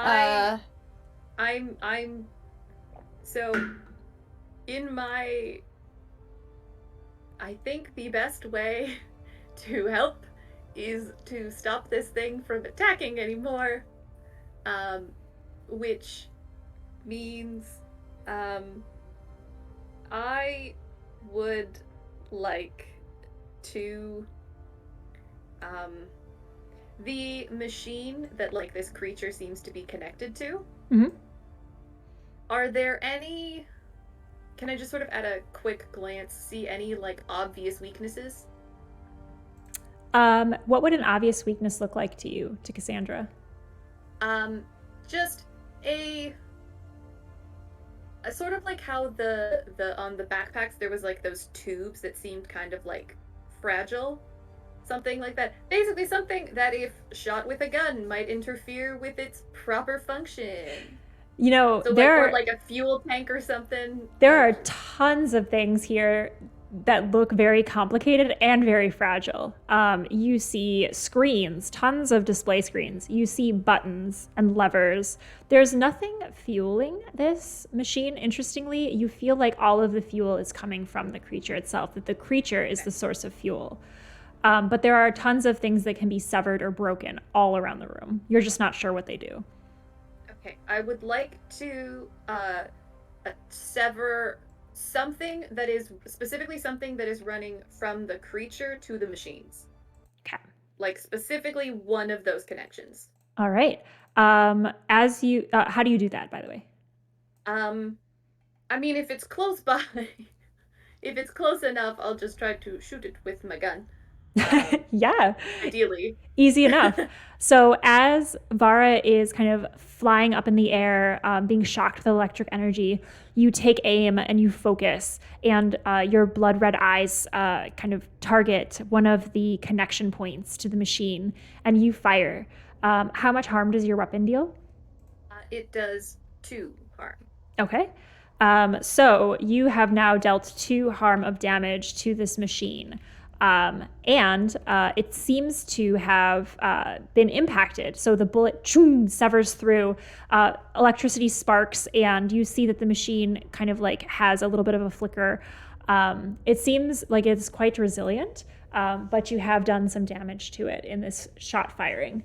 In a reaction, Crete and Athens spring into action as the person in the white lab coat, who at this point, I'm just going to call the inventor, even though he hasn't been identified as such. But I'm not identified as the inventor, but is more or less the inventor. He's like the de facto inventor. The implication. Implied inventor. Implied inventor. And he is going to turn to them and with a wave of his hand say, just what do I pay you for if not for this? Take care of them. I have important things to do. We need to keep on schedule if we are going to roll out this completion of the Undercity, cleaning up of all of these problems and optimizing my workforce by the end of day. I have important ships to launch. And he is going to head back over to the chair where the person, once the lever was pulled, you see Cassandra now has become a fully spectral person. Vara, to your eye, this person has disappeared. And he's going to say, wonderful. Oh, perfect. The energy can be harnessed in such a way. I need to make more of these backpacks to carry it through. So that's his kind of his movement while this is happening. Cassandra, your bullet has shot through. Crete and Athens spring into action. You see Crete kind of flying at you, Cassandra. And Vara, you see Athens kind of grit her teeth and grin and say, this one again. And she's going to run along the side of the creature and try to judge where you're landing so that she can meet you there. What do you guys do? Distress noises.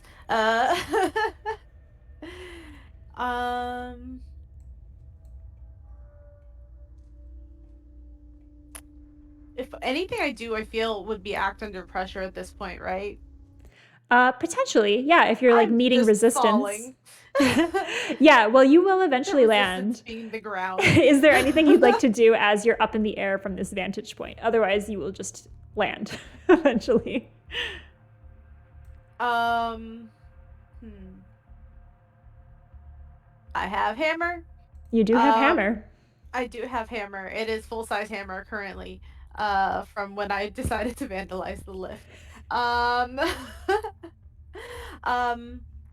Whatever side, I don't know what side Athens is on to me, but to try to like turn to at least face her direction when I land, so that I can at least see where she is. Yeah.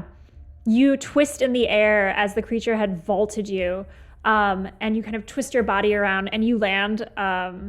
What is that? Like, who is like Spider-Man style, where he like lands in kind of like a crouch, and you have your hammer like breaking your fall, and electricity shoots out, and the ground kind of impacts a little bit as it lands and kind of wedges in there to break your fall. And you're able to like look up and face Athens as she's coming at you. She, with a newly outfitted backpack on, takes out that electric component, the attachment, and is going to aim it at you. What do you do?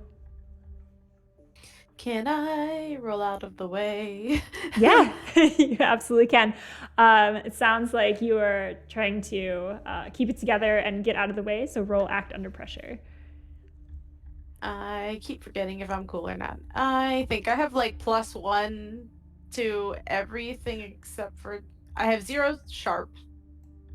And I have +2 tough, which I have just not used ever. Let me see. 9. Yay. You're able to successfully roll out of the way. The hard choice is that it takes you into close proximity of the creature. So do you still roll out of the way to avoid this damage and get closer to the creature? Or do you decide to not roll out of the way and stay further away from the creature? So she's aiming the backpack thing at me, right? Yes, and you've seen the intense level of harm this backpack can do with this attachment. I'm gonna pick creature. Might be terrible. Let's find out. Awesome. So TBD. The electricity strikes the ground where you were, and kind of sparks and like follows you, but does not strike you. However, as you roll out of the way towards the creature, you hear the baleful mourning sound of its voice, and it turns, and it's facing you. So you are kind of like locked in battle with this creature. Cassandra, you've shot the machine. You've seen it does damage it. You have Crete flying at you, and actually it's just his fist coming right at your face. You suffer 1 harm as his fist connects with your jaw. What do you do? I am unstable. I'm gonna shoot the machine again. Okay, so you're focused. Try to find another vulnerable spot, specifically in the, and I'm always focusing on whatever is connecting the machine to the creature. Because I don't care if the machine stops working, so long as it stops affecting this thing. Understood. That's what we need to disrupt, or what I think we need to disrupt. Understood. Roll act under pressure as Crete has fists flying at you, and you are just trying to say, and aim your weapon. Yeah. Oh boy. Come on.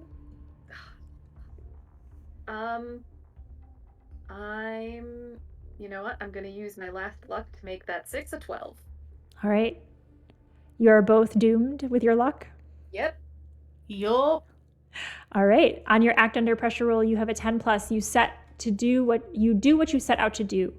And you deal 2 harm with your gun, correct? Yep. All right. So your bullet strikes true. It severs another cord that's tethering this machine to the creature. Sparks explode, and you hear the machine kind of give a kind of like power brown sound as it's I'd also diverting like to energy. Back away from Crete towards the machine, if possible. Towards the machine? Yes, but basically mostly just away from Crete. But yeah. Yeah. You back towards the machine. Crete does not let up. He is just like all fists and anger. And he is just saying, quit interfering. He does look injured, though. Okay, cool. From the electric shock. You're connected to him. Can't you kind of know where he's like injured the most? I was about to say, I was like, it wouldn't have really mattered on that one because I did want to do like good on that to actually succeed. But in all of these things versus Crete, would my ongoing come into play? Yeah, remind me which one. Avoid his stuff. Because I had. You have like so many tendrils out there. Yeah, it was basically how can I attract its attention? what is it planning to do, and where is it? Where is it? Were the 3 questions. How can I attract its attention? If you are ever trying to prevent Crete from fulfilling his duties with this machine, then yes, you get a +1 ongoing. I would say that falls into this category for sure. Cool. Yeah. So make sure you add that when you're trying to thwart Crete's plans. Specifically thwarting Crete. Okay, gotcha. So specifically screw Crete. yes. You back up towards the machine. As you guys are kind of engaging in this fight, you hear the inventor kind of doing a little bit of monologuing, because what's an inventor if not for monologuing? As he's walking towards the jail with the electric energy kind of running up and down as bars. And he kind of specifically looks at Delilah and Calliope, who they both like spit at him, and you can tell that they've done this before because he dodges out of the way almost immediately. He probably got hit by a few earlier, but he's expecting it now, and he's like, you are all my proteges, all of you, people who I've brought up from nothing, saw the potential in, and all of you have failed me in some way. But now you can realize your true purpose to help me bring about the good of the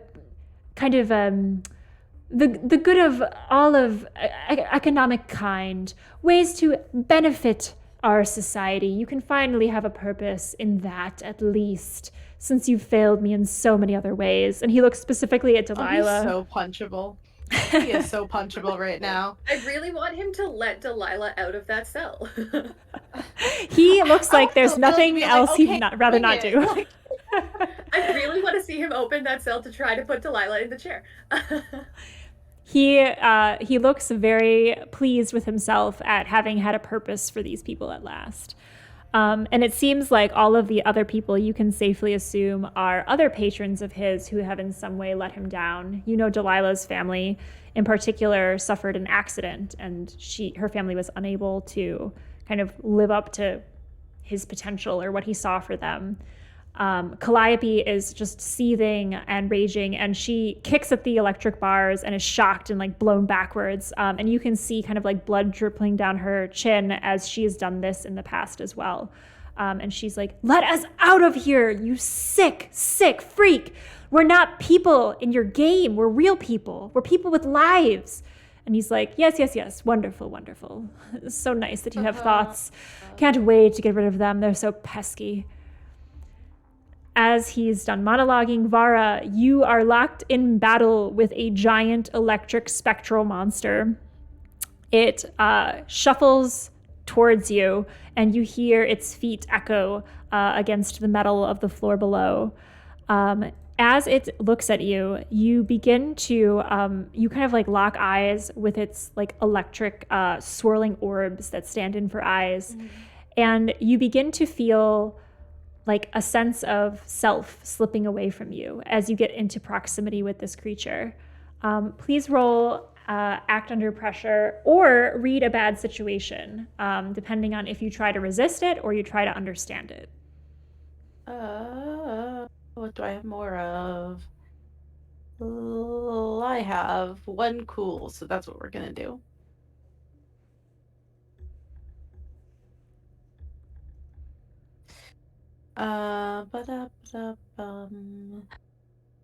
Do I have a little buddy? Is my little buddy still there? Yeah, you I sure haven't do. named it. I should name it something.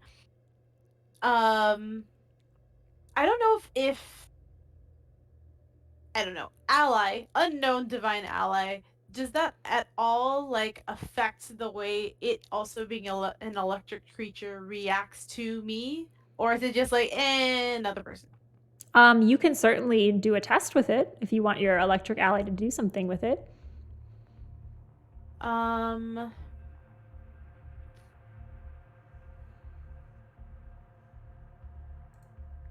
don't know what it does. Like, I don't know what my electric ally actually does. Whatever you think it would make sense for it to do.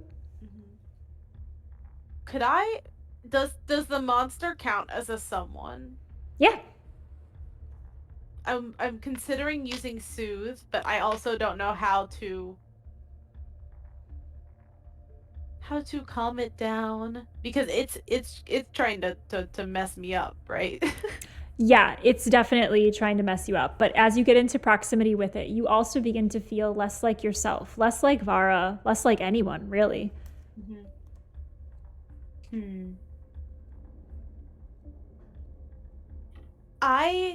This is gonna be a little kooky. I don't know if how mechanically it's gonna work.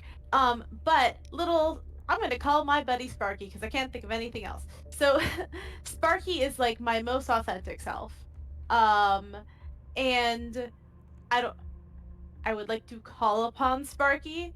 Can I use Sparky as a conduit for my soothe is what I want to try to do. Yeah. What does that look like? I'm going to sort of if my hammer is a lightning rod, if I put my hammer out, it's sort of like Sparky will sit on the end of it and sort of channel outwards. I want to try to relate as best I can to the creature in a way that might be more related to its sense of self as opposed to doing whatever it's being ordered to do. Okay. As you have little Sparky sit on your hammer as a conduit, essentially all of the energy of your soothe kind of gathers up in this little spark creature. And it almost looks like, I don't know, like Goku powering up for his super whatever. He's like, this little like ball of energy, and he's like collecting all of your good thoughts. And then from the hammer, you like shoot him out from the edge of the electric hammer, and he goes firing off like a cannonball of good energy, like flying through the air towards this Massive creature. Good vibes. Just a little mass of good vibes. It impacts into the creature, and you see, because it's like electric meets electric, it dips into the creature's chest almost like it's hit like a bowl of I don't know, like pudding or something. Like it kind of like blops in and then blops back out. Like the matter has like accepted it in a weird way because of its similar substance. Your soothe move will react with this creature having had blocked any panic, anger, or negative emotions. So the creature no longer emits this baleful wailing sound. It seemed very upset that it was having to do this and attack you guys. And it no longer feels that pain or that panic. So it is now calmed. However, it is still controlled. So you have calmed it down and kind of eased some of its suffering. But it is still heading towards you, Vara. And in this moment that you took to take the time to soothe it and pacify it, you begin to feel your sense of identity slip away a little bit further. You don't remember really much about your life before or your life after the exile. You just remember yourself as a bureaucratic drone. The part of you that you've been discovering, the authentic self, it kind of blips out of your mind, and you become a little bit more of an automaton, the old Vara. And that's kind of like your main drive right now in proximity to this creature.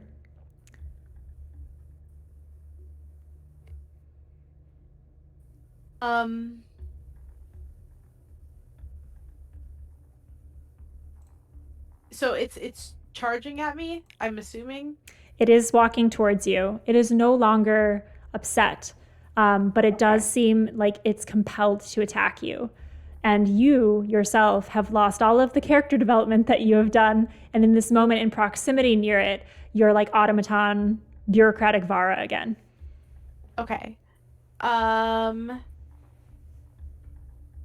feel like, out of character now, I feel like then I'm a baddie because I'm gonna want to help the inventor. I've lost, if I'm understanding correctly, pretty much everything post exile.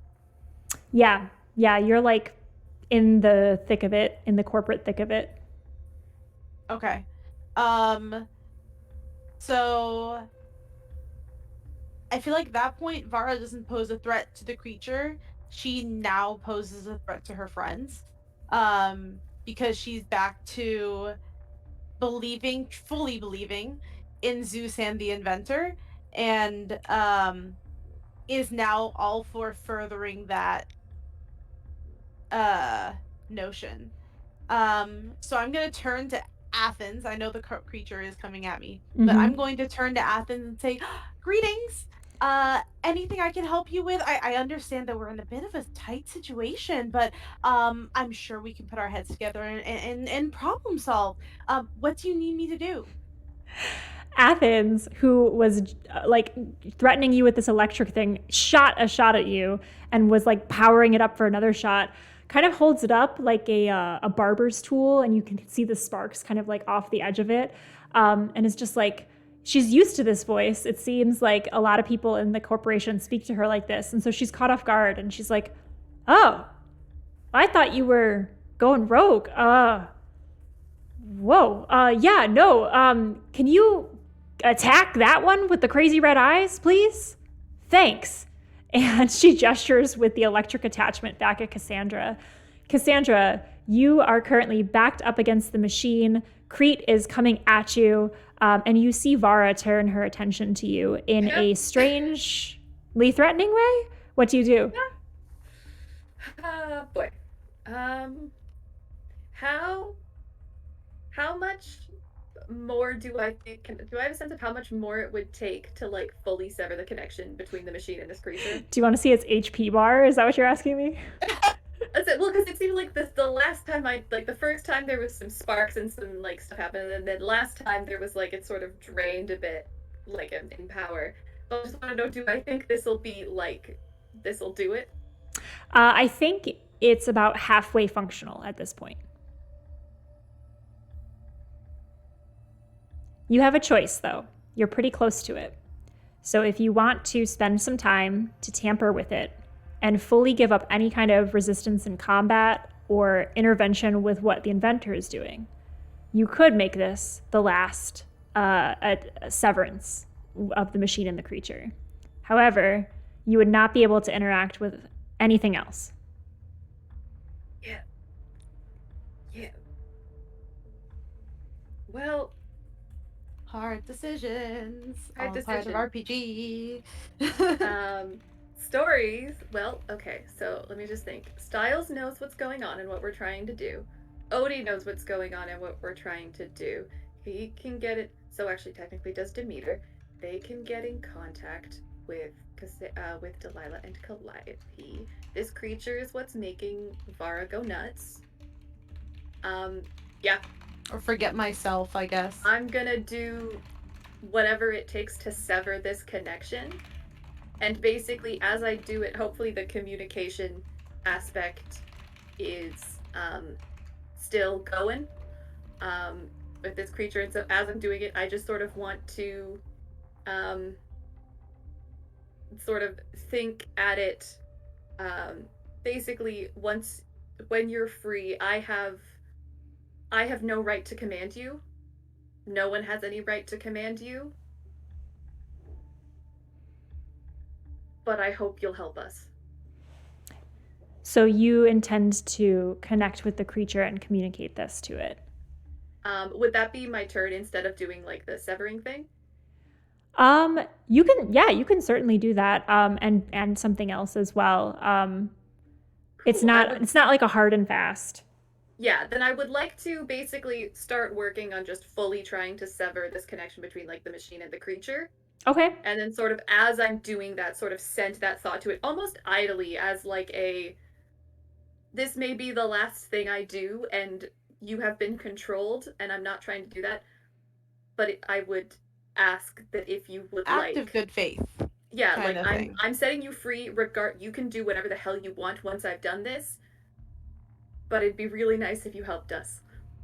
As you communicate that, you communicate it through feelings, images, the deepest parts of your will.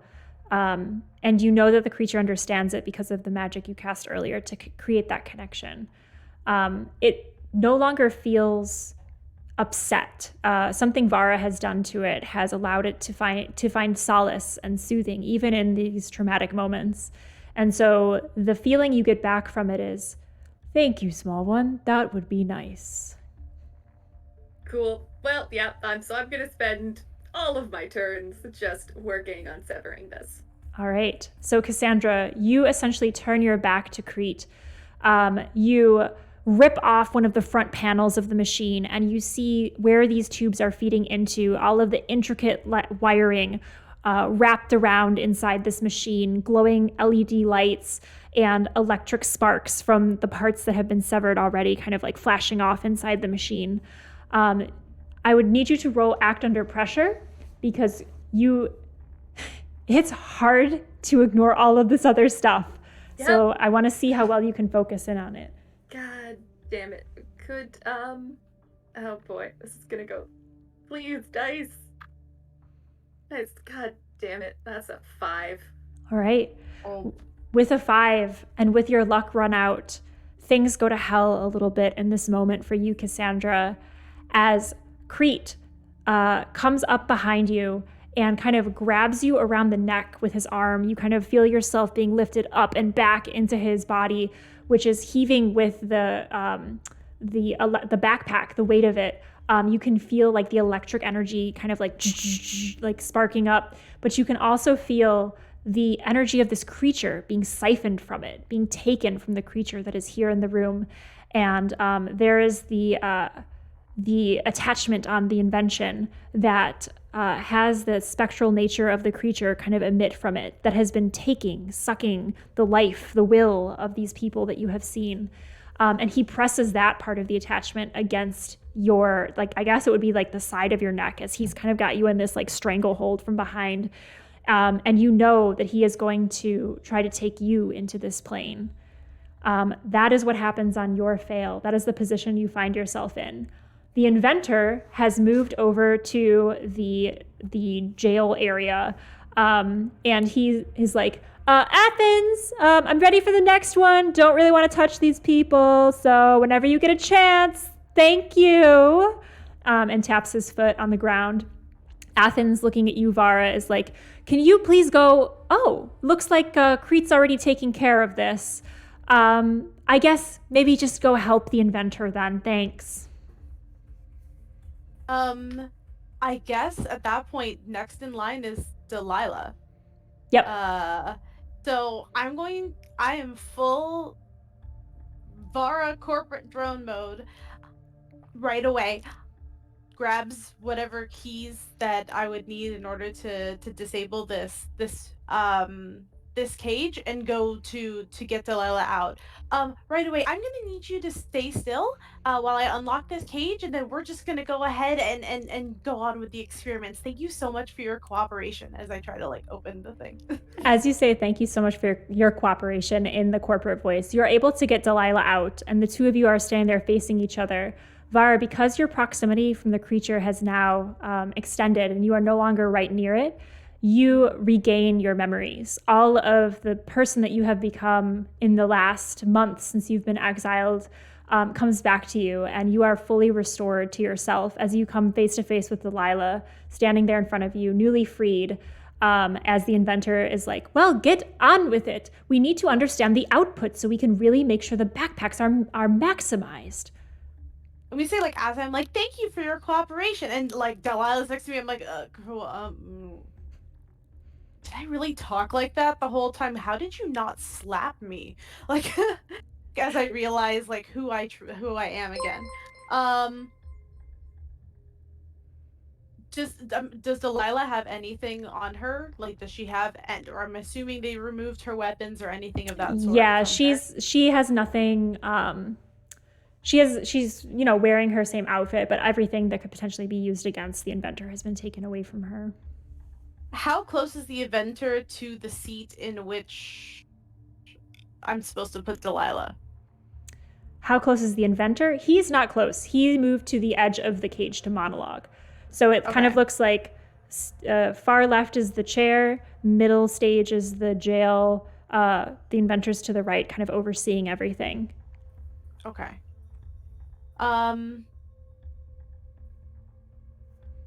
trying to think what would be best.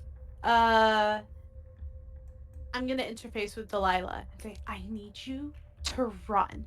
I need you to distract Athens. The inventor doesn't care who you are, you're just a drone to him, but distract Athens. And I'm going to sort of like pretend like I'm taking her up there, but then tell her to make a break for it. Okay. So as you do this, a few things happen. Time kind of slows down in slow motion, and the following happens at once. So the inventor is overseeing all of this and smiling at kind of his life's work coming to pass. You take Delilah over to the chair. She makes a break for it in that moment and runs over to Athens. Well, actually, I think it's Delilah. She goes to run over to Athens like this is going to be a good plan, but she sees the inventor there smiling and she can't control herself. And so she like pivots halfway. I think what she would do is try to disable the jail, like the mechanism that's keeping the electricity up, to free Calliope. So I think she would do that and then kind of leap at the inventor, screaming, this is for my family, as she like hits into the inventor and he goes flying backwards. The bars go down, and so all of the folks are now free to move about the room. The creature, soothed, is not upset by any of this, but it does kind of like reach out towards you, Cassandra, and says, small one, I apologize, as all of the energy from it courses through the backpack, is siphoned from this creature, and is applied to you, Cassandra, for your failed roll in a critical moment. However, because all of the folks are now free from the jail, Calliope, seeing what you have been intending to do, runs over and has to make the hard choice. Does she save you, or does she break the machine? And she picks up one of the pieces of the door that had been ripped off and just says, I'm so sorry, Cassandra, and like rams it into the machine, finishing the work that you started. The connection goes down. The creature is no longer under the control of the inventor, who is being pummeled by Delilah. Cassandra, Rightfully though, so. in this moment, you feel it activate that stored energy that had been stolen before the severance. It impacts you. I would like you to make one more act under pressure roll, please. Yep. Holy shit, 11. I've Nice. got double sixes. So, describe how you resist what is happening to you with this invention fully active. How do you resist it with your weirdness? My weirdness. So I think what it is it's actually it's the connection that like the sort of mental connection that I have with Crete and with the like ghost of Acropolis, who are both very much on this plane and unaffected by whatever this creature has been doing. That is just enough of a tether that like the machine can't steal all of my sense of self, because so much of my sense of self is wrapped up in this weird otherworldly nonsense. I love it. So just sort of like more diluted maybe, because it's also taking their senses of self by extension. Yeah, so it's sort of not like or it just takes Acropolis instead. Is the for his soul. Like, I'll take this one of the ones that I have in my storeroom. I mean, depending on how we want to go, it could also just be it takes Acropolis instead. So I love this. So Cassandra, kind of in this headlock with the invention pressed against your neck, ready to take your soul, to take you to this other plane where you would become an automaton, just kind of there, not in this world anymore, but just there to fulfill your function, no longer needing to be paid or fed or taken care of as a worker. It finds your spirit and just the natural powers of this creature. It has, not intentionally, but it has kind of a disturbance around it that messes with free will and messes with this ability to remain in this plane. It is a creature of multiple dimensions. And as you begin to kind of like find yourself leaving your body, you have this out-of-body experience where you see yourself as one of the spirits that you've communed with many a time. But you resist. You feel the tether to these other folks you've communed with, even people in the past that you have kind of communed with in this way. And your weirdness is what saves you. It's your humanity. You're a weird person, but this is who you are, and you belong in this world. And your body and kind of spirit are reunited, reformed. And the attachment, instead of kind of taking you away from this plane, it sputters out in that exact moment that the connection is severed to the creature. And the whole room goes dim, boom, as the emergency lights come on. And you just hear the sound of someone being punched and hitting the floor over and over and over again as you hear Delilah's voice yell, "You took everything from me!" into the semi-darkness. Vara, Cassandra, what do you do in the final moments of this battle as the creature lets out a baleful mourn once again and says, "I'm free," in your mind, Cassandra? There's still like the chair or whatever is connecting, where I was supposed to put Delilah. That's still intact? It is intact, but the creature is no longer powering it.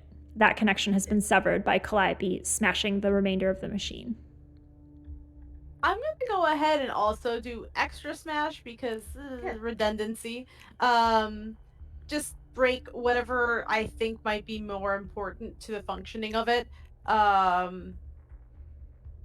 Good measure. We're all about covering all of our bases here. I still have been like attuned to my previous self enough that like it's like the in me is like, we really need to have our plan B, C, D, E, F, and I really think this should be addressed. So that part of me is gonna go ahead and do that. And with the final checklist item, the hammer of electricity activates. But Vara, it's interesting. You no longer feel the connection to Zeus, the one that was powering your hammer this whole time. You feel instead your little sparky familiar, that little ball of energy, like the little soot creature from Miyazaki films, but electric, is on your shoulder, representing your authentic self. And the energy is coming from this creature and this creature alone. You no longer are tethered to the company. And you smash the chair with your electric hammer. I feel like that is both enlightening for Vara and like eye-opening, but at the same time it's mournful for her, because it's like she got that past glimpse of like fully who she used to be, and really that part of her is over in a way that can't be redeemed. So it is like a very poignant thing for her, very symbolic thing for her, but it comes with a twinge of sadness and almost loneliness, because at any point in time she always felt connected to other people, to a higher sense, and now it's the twinge of loneliness that she doesn't have that inherent feeling anymore, that would normally warm her a little bit, but it's kind of replaced with more of a sense of freedom and more of a sense of really just free will. And as you have that feeling, you can really relate to this electric spectral being from another plane, which is feeling similar feelings as it breaks through the manacles that were holding it and kind of does like that King Kong stretch, that roar as it throws its head back, and then looks at both of you, Cassandra and Vara, and even Delilah, who's currently beating the shit out of the Inventor on the semi-lit ground, lit by emergency lights. The beast is like, same. Yeah, pretty much. It's like, same. No. It looks at you all and says, "I'm sorry, little ones, and thank you. Be free." And it dissipates into another plane or something, wherever it came from. You see it begin to blip out, and even your sight, Cassandra, cannot pick it up anymore, as it is no longer on this plane of existence. All of the kind of the souls that it had been used to capture in these inventions that the inventor created, these backpacks, kind of spill out of that empty space, and you see the wisps of them returning, exiting, phew, phew, kind of like flying out through the air, returning, many of them down below from the Undercity where they were taken initially. But one of the people, at least, the person who was just in this chair recently, the experiment person, flickers back into existence as well with a gasp. I'm alive! I'm me! I'm me again! And that's where we'll cut to the end scene, back at headquarters of Charybdis with Cassandra, Delilah, who's wiping the blood off of her knuckles, and being comforted by Calliope in the corner. This one does. Var, Cassandra, and Odie as well. Cassandra, I think, is definitely like tossing up and down a badge up and down the air, and it's Creed's. She's just gonna keep that. Just Keep fun. that. Just gonna keep that. Awesome. Yes, and with your sight activated, you've got the red eyes. You have a text from Demeter on your phone that says, "The party has taken a turn. The Inventor's press office sent out a weird press release that said the project was delayed. I don't know, but I think you're behind this." I'll just send back Winky face me. emoji. A winky, or just like a me, always disturbing the social order of Mount Olympus. With that, Vara, Odie comes up to you and he sees you kind of like in one piece, and just gives you like a look of like, can I give you like a huge hug kind of a look, like. Vara is just gonna be like, hands outstretched. With open arms, he like leaps like onto you in the same way that you see in like rom-coms, like the woman usually leaping onto the man, but Odie does that to you. So he just leaps onto you and he just kind of gloms onto you and he's like, I was so worried.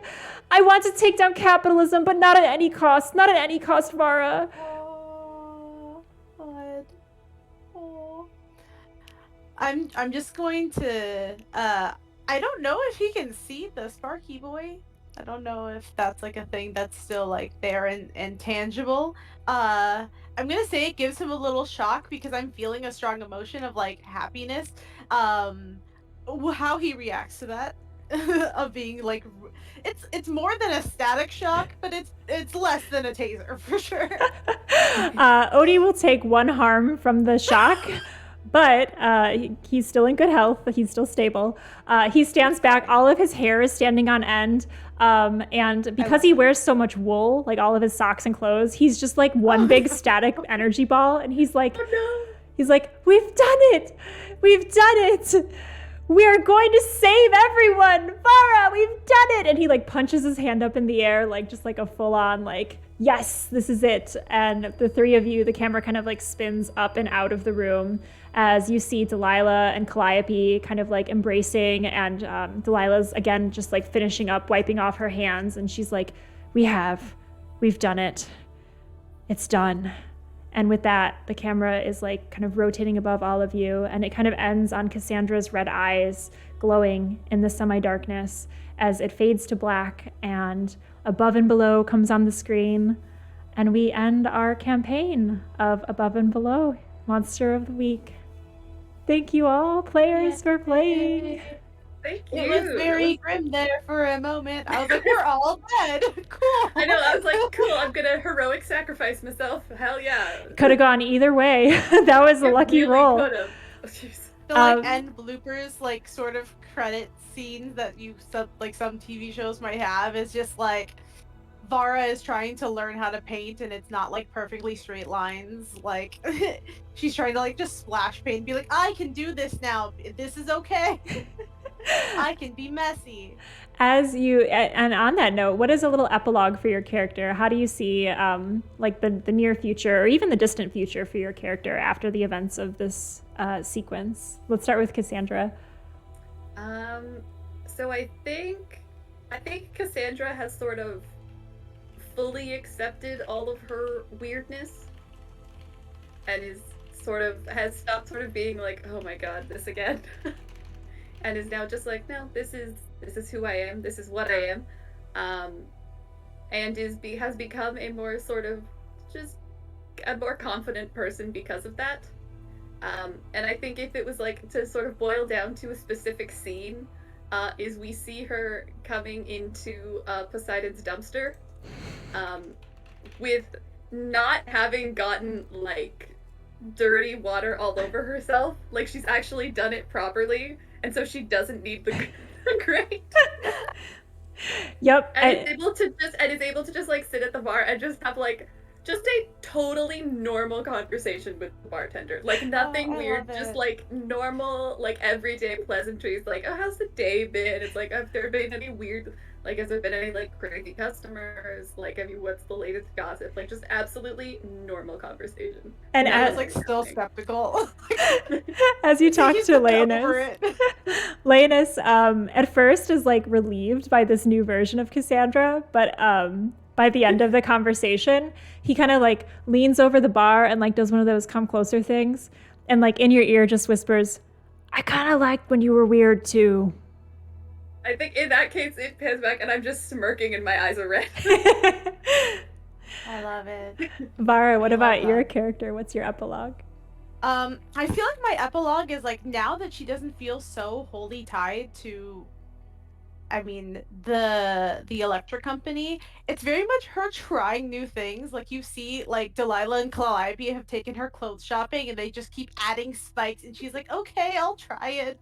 Like puts on a blazer that they found for her, but there's spikes on it. She's like, oh, okay. Yes, I can try this now and I won't feel weird wearing it because I can do this. Very much her just exploring more of her authentic self. And I think there's going to be kind of like a Odie and her trying to figure out what Sparky is / what it does. What does this tie into? How did she get a power that isn't just directly bestowed upon her? And it's going to be a lot of like him and her trial and error of what she and can she not do. Poor Odie is just permanently static always. He's just leaned into it. He just styles in that way now, because he knows it's going to happen. And Vara's gonna buy him a pair of socks because he desperately needs some. But she's gonna put little lightning bolts on them because, Vara. I love it. Yeah, I think the adventure arc following this for you guys would probably be the investigating the electric company and seeing if this spark can't be ignited for other people, as Odie's main goal is to kind of take down the system from within. And the fact that you did that within yourself is really interesting to him. And yeah, maybe a little mini series with the two of you and the electric company.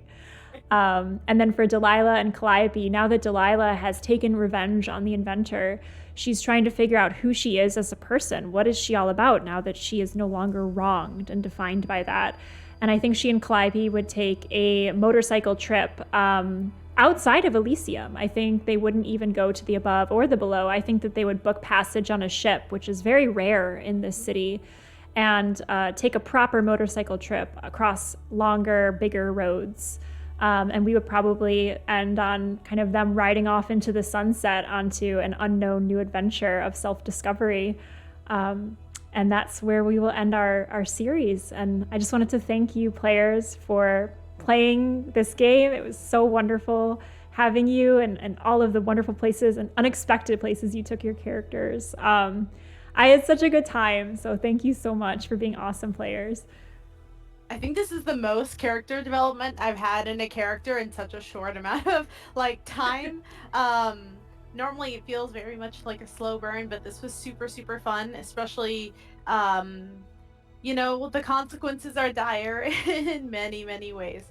So no, I had so much fun and I love playing Monster of the Week with you guys. And I'm sad Hedge couldn't make it for the last couple of sessions, but she was there in spirit, in Delilah ass-kicking, Inventor pummeling spirit. So, I mean, happy endings all around. Always good and positive and wonderful. And who knows, we could bring Vara back in the future if her and Odie are still investigating the electric company. Or even call back to Lilith. She exists somewhere in the same universe. Yes. Her very gremlin-y, dark and spooky goth self. Yes. The outfit's gonna change. It's the costume is part of the RPG. On that note, I'll put in chat our socials again. So this is a loosely connected world. We have mini campaigns in Monster of the Week that are 3 to 4 episodes. So you can check out our past campaigns on our YouTube channel.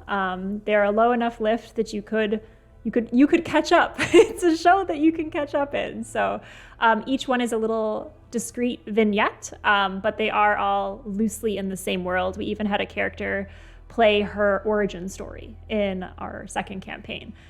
So it's a lot of fun. If you're interested in the Monster of the Week system, it's very collaborative. I wanted to thank the players for creating such a fun and interesting world to play in. And then, yeah, also just a lot of fun things coming up this weekend, or next weekend, February 20th, on Sunday morning at this time slot, 9:30 to 1. We're going to be playing Kids on Bikes, which is kind of like Stranger Things. So that'll be a ton of fun. You can check us out on Twitter to get updated on that. We'll have some guest players. It'll be a real good time. And then every Thursday, we're doing Outer Wilds playthrough. So if you want to see me die in space, that's always a great option to tune in on Thursday evenings. But yeah, just a lot of fun stuff coming up. Oh, and our guest GM for March, we've just confirmed, is going to be Kevin from Meramorph Games, who's going to run a game of Atma, which is very exciting. So yeah, follow the channel to stay connected. And we are going to be rating C+ content because I love their stuff. Awesome RPG players. So stick around for that. And thank you so much, players. You rock. And we'll see you next time.